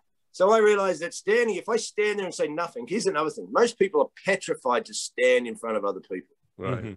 Right. But if I stood there and said nothing, they would get uncomfortable. Because they go, why isn't this guy saying anything? And then they realize he's not scared of this. Right. Yeah, right. So immediately when you're not scared of them, you get respect. Right. Right. Because if you ask them to shut up, they'll just become bratish like a child. Yeah. Right. But if you just stand there, then they go, well, why isn't he uncomfortable? And then you can start to, so do you want to listen, or because they want to be commanded? Yeah. Because they don't want to, because if you die, they're going to feel uncomfortable. Yeah. And they don't want that. And so to avoid that, and if you're the one creating the uncomfortables, then they'll hate you. Yeah. So you're really comfortable, and you're quiet. You're a little quiet spoken. How do you say it? Quiet spoken. You can't say that. Say soft spoken. Soft spoken. Yeah. Well, I rant a bit more now, but I also realized that it's like music, like those early U2 albums, right? That's why I love them, because those guys seem to telepathically understand silence and gaps. Right. And so, like music, if you have nothing going on. When something comes out of it, it stands out more, Right. Like that Talk album we were talking about is not Master of Puppets. No. Master of Puppets is full. Yeah. There's no space. Yeah. Right. You get the odd acoustic bit, we'll give you a bit of space, but most of it is fucking full. Whereas some U2 songs, it's all space. Enya's space. That's why I love Enya, because it's like full space, right? And the way they've engineered those albums. What did you call it? It's basically silence colored in, wasn't that what you said about it? I really love that one. Yeah. Because although I think if you understand engineering albums, which I don't, I'm not an engineer, but I've made fucking albums. Then this is fucking hard, right? To make this sound full and empty, right? Yeah, right. It's like it's fucking hard to get there. You don't just press record and go, "All right, Enya, sing." Got it. Cut and print. Yeah, that's it. Yeah, that's it. Yeah, we'll have it out by 4 o'clock. True. So yeah, I realized, but here's another thing you're talking about. I went quite deadpan when I got into this, right? Because I realized I wanted to learn how to write structured jokes. Right. So I wrote more one-liner jokes. But I'll tell you, when I stopped being completely deadpan, I was doing jonglers in the early 2000s or something at Nottingham, where there's like 600 people and balloons on chairs and chicken in baskets and, girls with L plates on their head and all getting married, right? And I was on stage doing those more sort of one-linery, deadpan-y, big gaps. And I was standing in front of all these people on Saturday night. I went, you know what? I'm boring myself. I thought, I've mastered this now. I think it's a great thing to master in comedy. Deadpan, quiet, gap, sit there in the silence. Like an actor with no lines. You can't drop character. It's like when I was young, that's why I love U2's early albums, because for young guys, they understand the silence. Whereas I've been a lot of young musicians, if they're not doing something all the time, they're bored. Right. Well, why are you bored? Right? Because your energy and your beingness is not into the whole thing. Yeah, right. Why are you bored if your fingers aren't going? Why can't you hit a chord and then sit there in the? Why? Because your energy now is more important. Right. You're creating stuff, right? So. But then eventually I realized I think deadpan's a great thing to master, but eventually I go, no, I don't want to be a deadpan comic. I don't want to be that guy that just does. I don't want to be Stephen Wright or Jimmy Carr or, just. And that's when I shifted. I thought that was a great thing to master. Now you can. Plus drumming helps with time, and deadpan helps you with timing. Right. Because the there. It's. And I know what you mean before when you said those audiences that get everything. There's audiences you can make laugh by you don't even need the punchline. You just go. Yeah. Right? Yeah. You can just do a look. And you say, we're surfing now. You know what I mean? It's fucking brilliant. That's like Bill Hicks when he goes, where I think when you have a war, there's supposed to be like 2 armies fighting. He just doesn't really finish it. He just kind of lets the audience do it by themselves. Figure it out. Like, yeah, those are like really, really which is funny, which is so funny that this fucking dickhead comedian at the moment, who I won't name, is just like, has to call me an edgelord. Or you think you're an edgelord? I'm like, no. To me, so is Bill Hicks an edgelord? No, to me, he's pointing out the fucking bleeding obvious. Right. Yeah. Like it's not an edgy. This is just the bleeding obvious. Yeah. You know what I mean? Like. Yeah. What are you talking Does it bother you when you Alex has got the same thing, that when you are critical of some political correctness or some stuff, that you're automatically linked in with the right wing, which you are of course. not. I mean, that's so hateful. I mean, I hate it when you say, well, I don't really agree with what their people are saying. Well, then you're a Nazi, then you're that guy. So that's so ignorant, isn't it? Mate, I told them when I did that material and when I put this out, while it's still legal, I fucking told you. I told you. It's a great title too. I like it. Absolutely. Yeah. And so that's what I said before. You can't have any PC, and that's why I don't understand these comics now who have joined them in the sense of going, well, we're going to stick up for their beliefs and the thing, and you don't even understand it. Oh, there's going to be a gay pride flag on your House of Parliament. Why? Gays are not a country. Well, they got a flag. You have a flag or a country? Well, we'll go and get one. Let's have that was a nice Eddie Izzard bit there, fucker. I know. I see what you did there.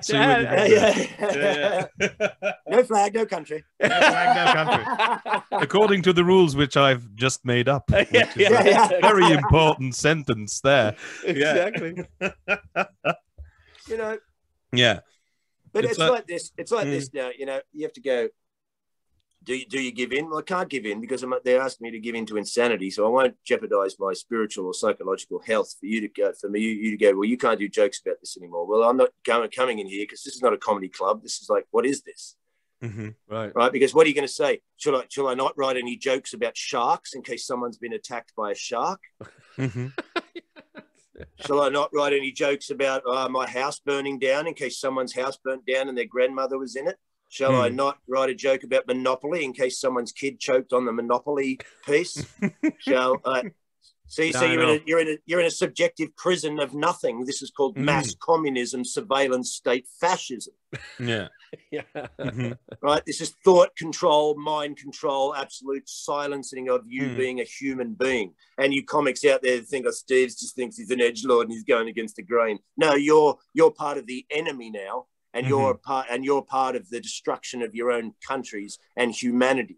Right, yeah, and you're also part of the destruction of your own art, which is really horrible because that's not what anyone ever got into comedy for if they were ever serious about it. Colin Quinn said that really well. He said he said that in that show. What is it, Red State, Blue State, where he kind of said it's been fun to watch comedy become woke because when I started out being a comedian, I always wanted to do it to be in perfect lockstep with society's conventions. You're like, yeah, that's exactly why you're not a comedian. That's the whole thing. We always have to look at something and go, well, there's a lot of bullshit in what you're saying there. That's the thing that we do, isn't it? Yeah. I mean, that's what. And also they make the idea now. It's not just even the saying you can't say about society. It's saying you can't even say. Well, isn't it funny how they go? Well, you better not say any jokes about ableist people, disabled people. Why? Because we want them included, but they're not to be included in comedy. Yeah, exactly. Yeah. That's the thing. What I really love is so they're taking away because they assume in their ignorance and their brainwashedness that anything to do. Does comedy have victims in it? Yes. Mm-hmm. Right? Can comedy be bratty and used for fucking? Yeah. I mean, you want to hear the Australian Aboriginal jokes from the 70s? I guarantee you don't. You'll get your YouTube channel shut down. Right? Yeah. Because they weren't jokes. They were fucking vicious, exactly, ignorant ways to write. So, and all these people running around going, and who do these comedians think they can make these sexist, racist jokes about rape and all this? Okay, well, you know how many comedy shows I've seen? Where are these comedians? Yeah. Right. You're just inventing all these comedians out there going, these fucking women and the gays and the blacks and that. Where are they? Yeah. Yeah, exactly. Yeah.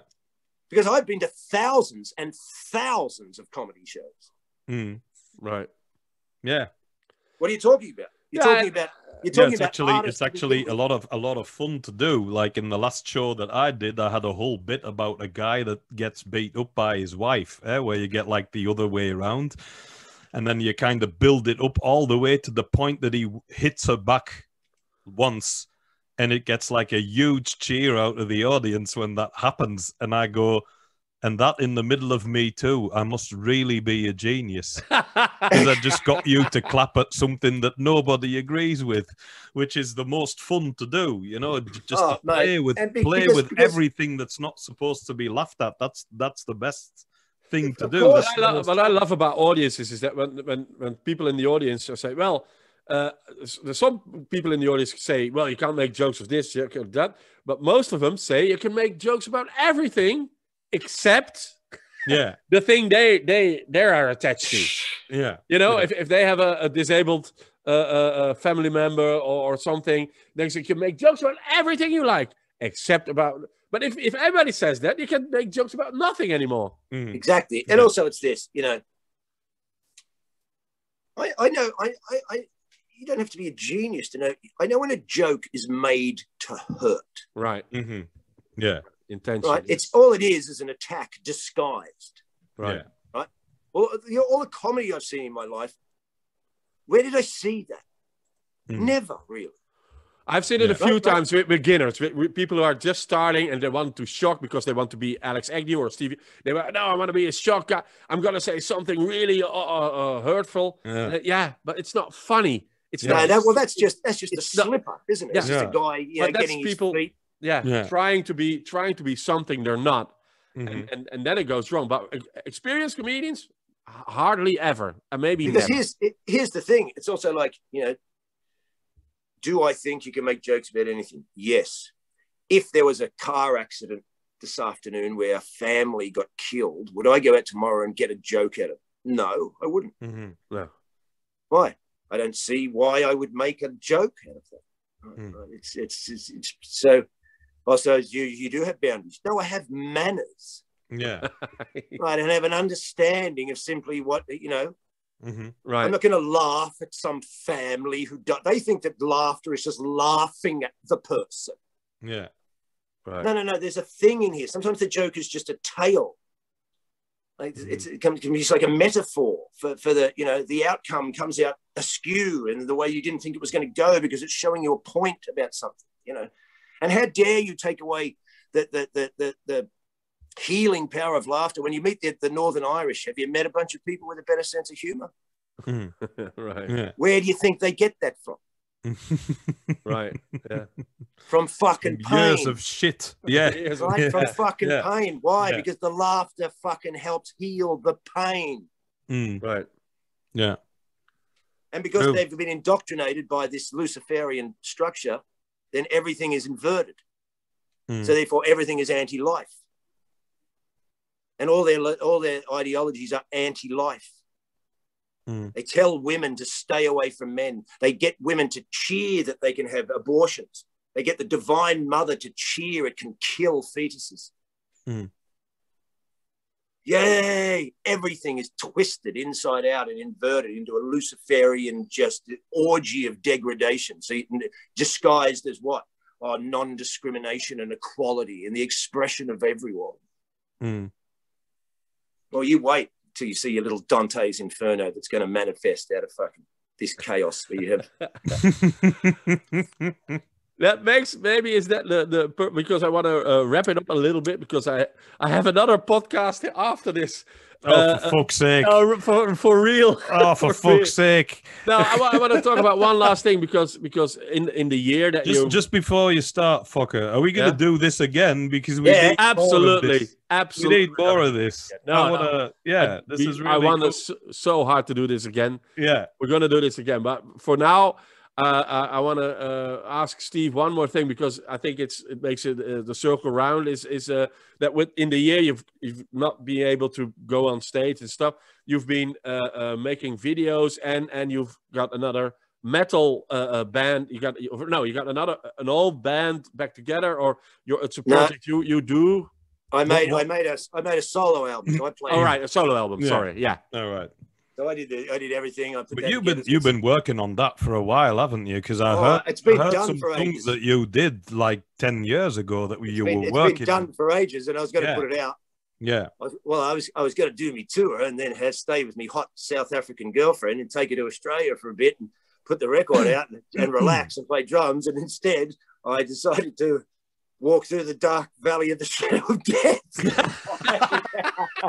Which is actually a pretty metal thing to do if you look at it that way. Yeah. Which might be the most metal thing you've ever done in an entire life dedicated to metal. Here we go, lads.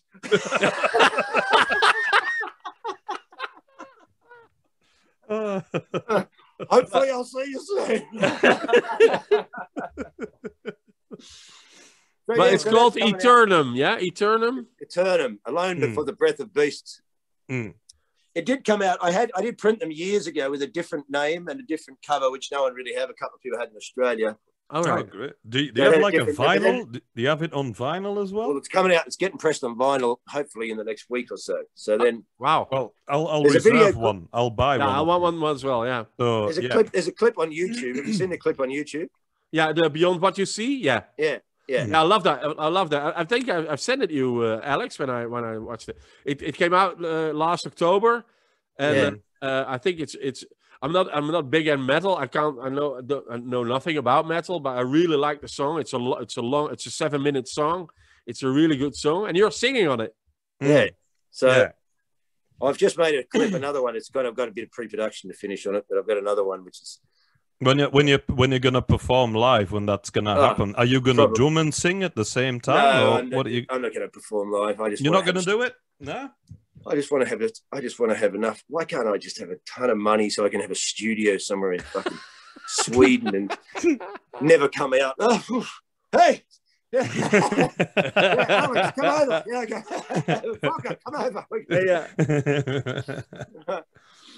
Well, if you ever have a ton of money and you do that. I've made some clips from my old bands because the stuff I had of my old bands, the footage, the archival stuff, just so non-existent, ridiculous. So I made a Slaughter Lord clip and an Azul clip and a couple of Presto clips.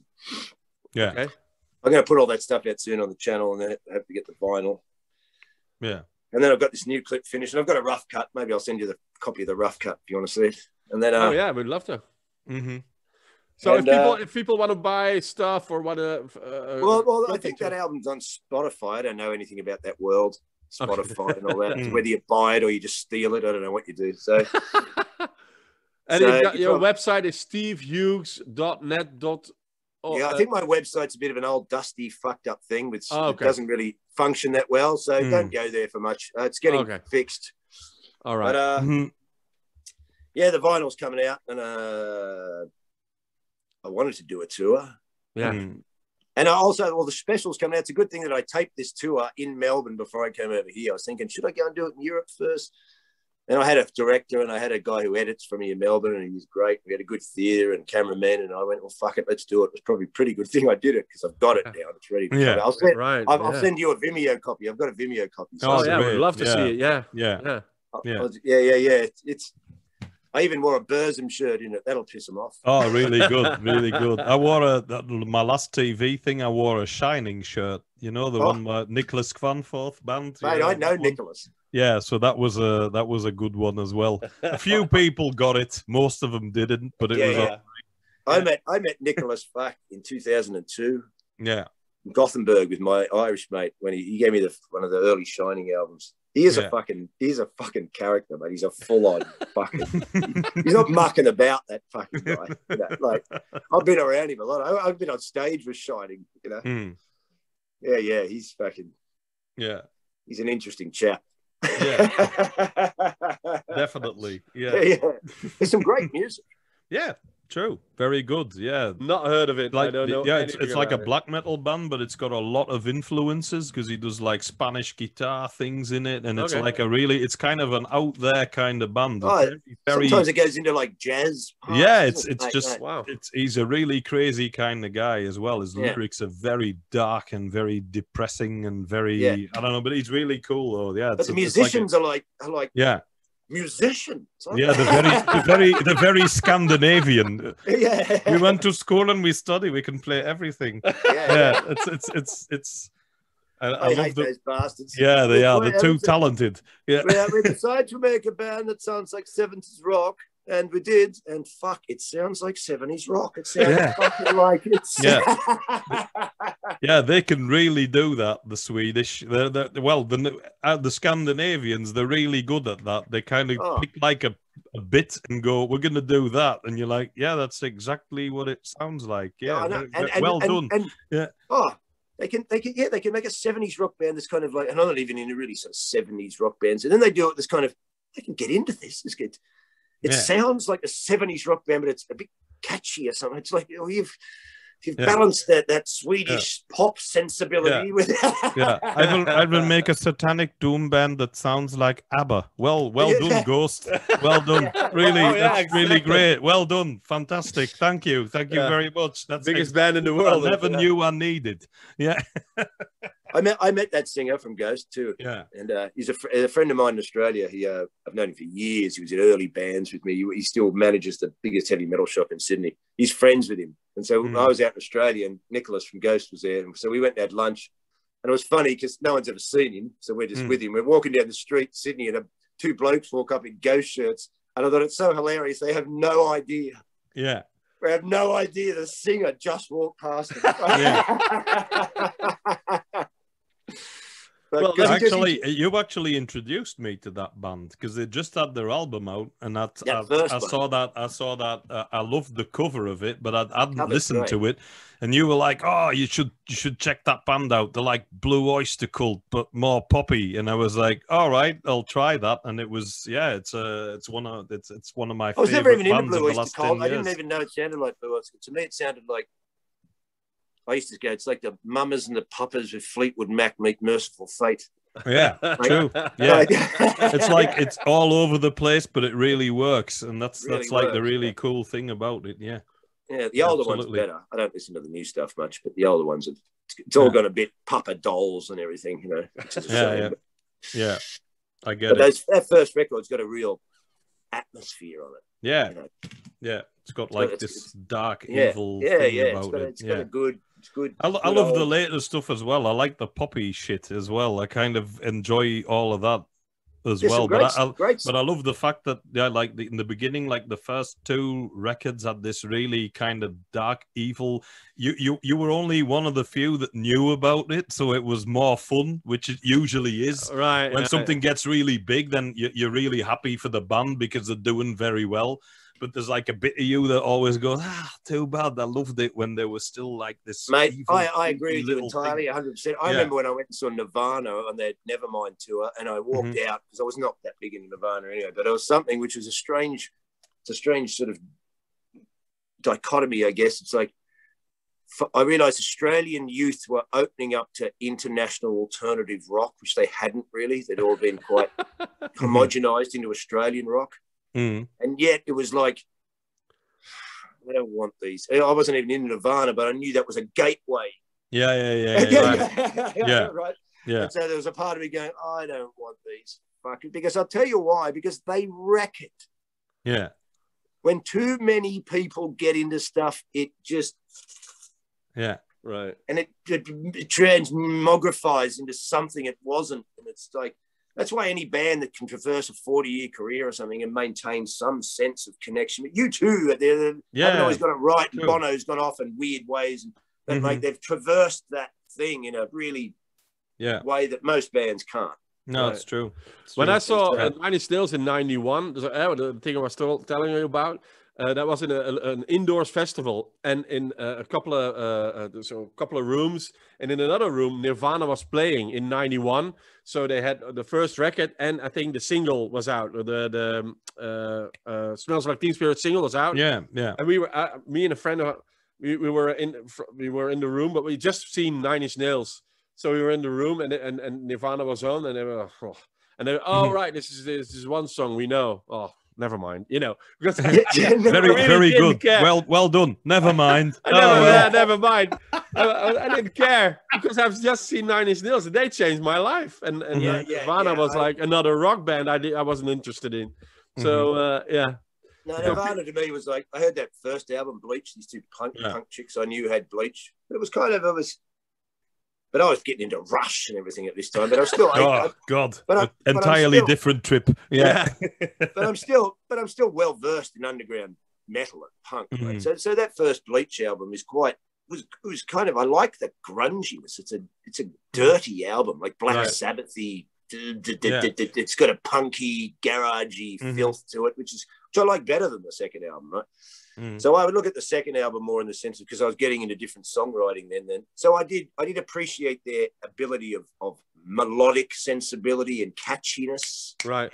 But it was more, I looked at it more objectively than emotionally. Right. Yeah. You know what I mean? Like I was looking at it more like, well, they're very skilled at this, but I'm not sort of analytically.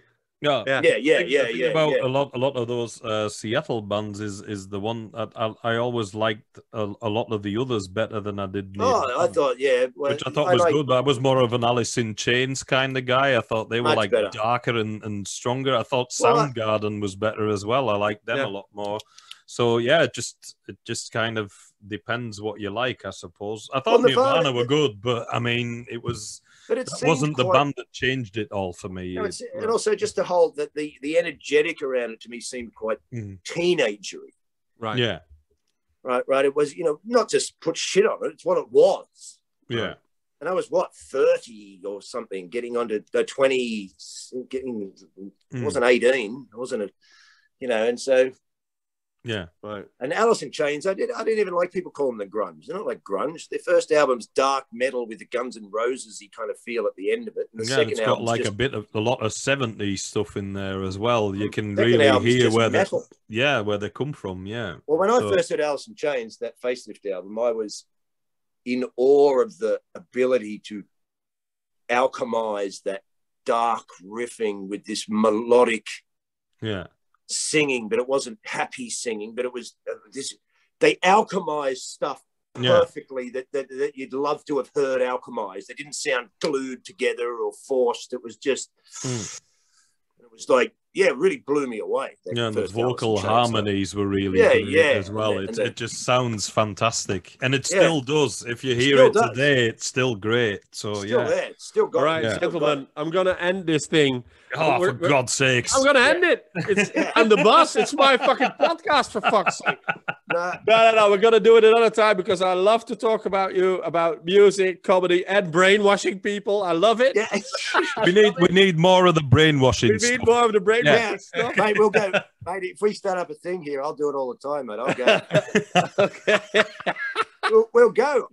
It'll be good. It'll be interesting. We'll go deeper in that. We'll go deeper in that. Because I'm not like the old days walking through that 5 years thing. I'm not as just rah, rah, anymore. I'm like, hang on. What's right? I've got a bit of grounding of understanding of just going, everything's shit. Well, hang on. What do we do about it, Steve? Well, I'll tell you what you could do about it. I'm not saying I've got a solution, but I'm telling you, there's stuff. We're in a point in history where, well, what are you going to do about it? Well, Mm-hmm. All right, go in there. Got to go in Hughes, thank you so much voor de conversation. Alex, leuk dat je er ook bij was. Zeker. Zeer fijn. Steve, good to see you again. Yeah, you too, brother. Totally. Really great. Yeah. See you later. We're gonna do this again.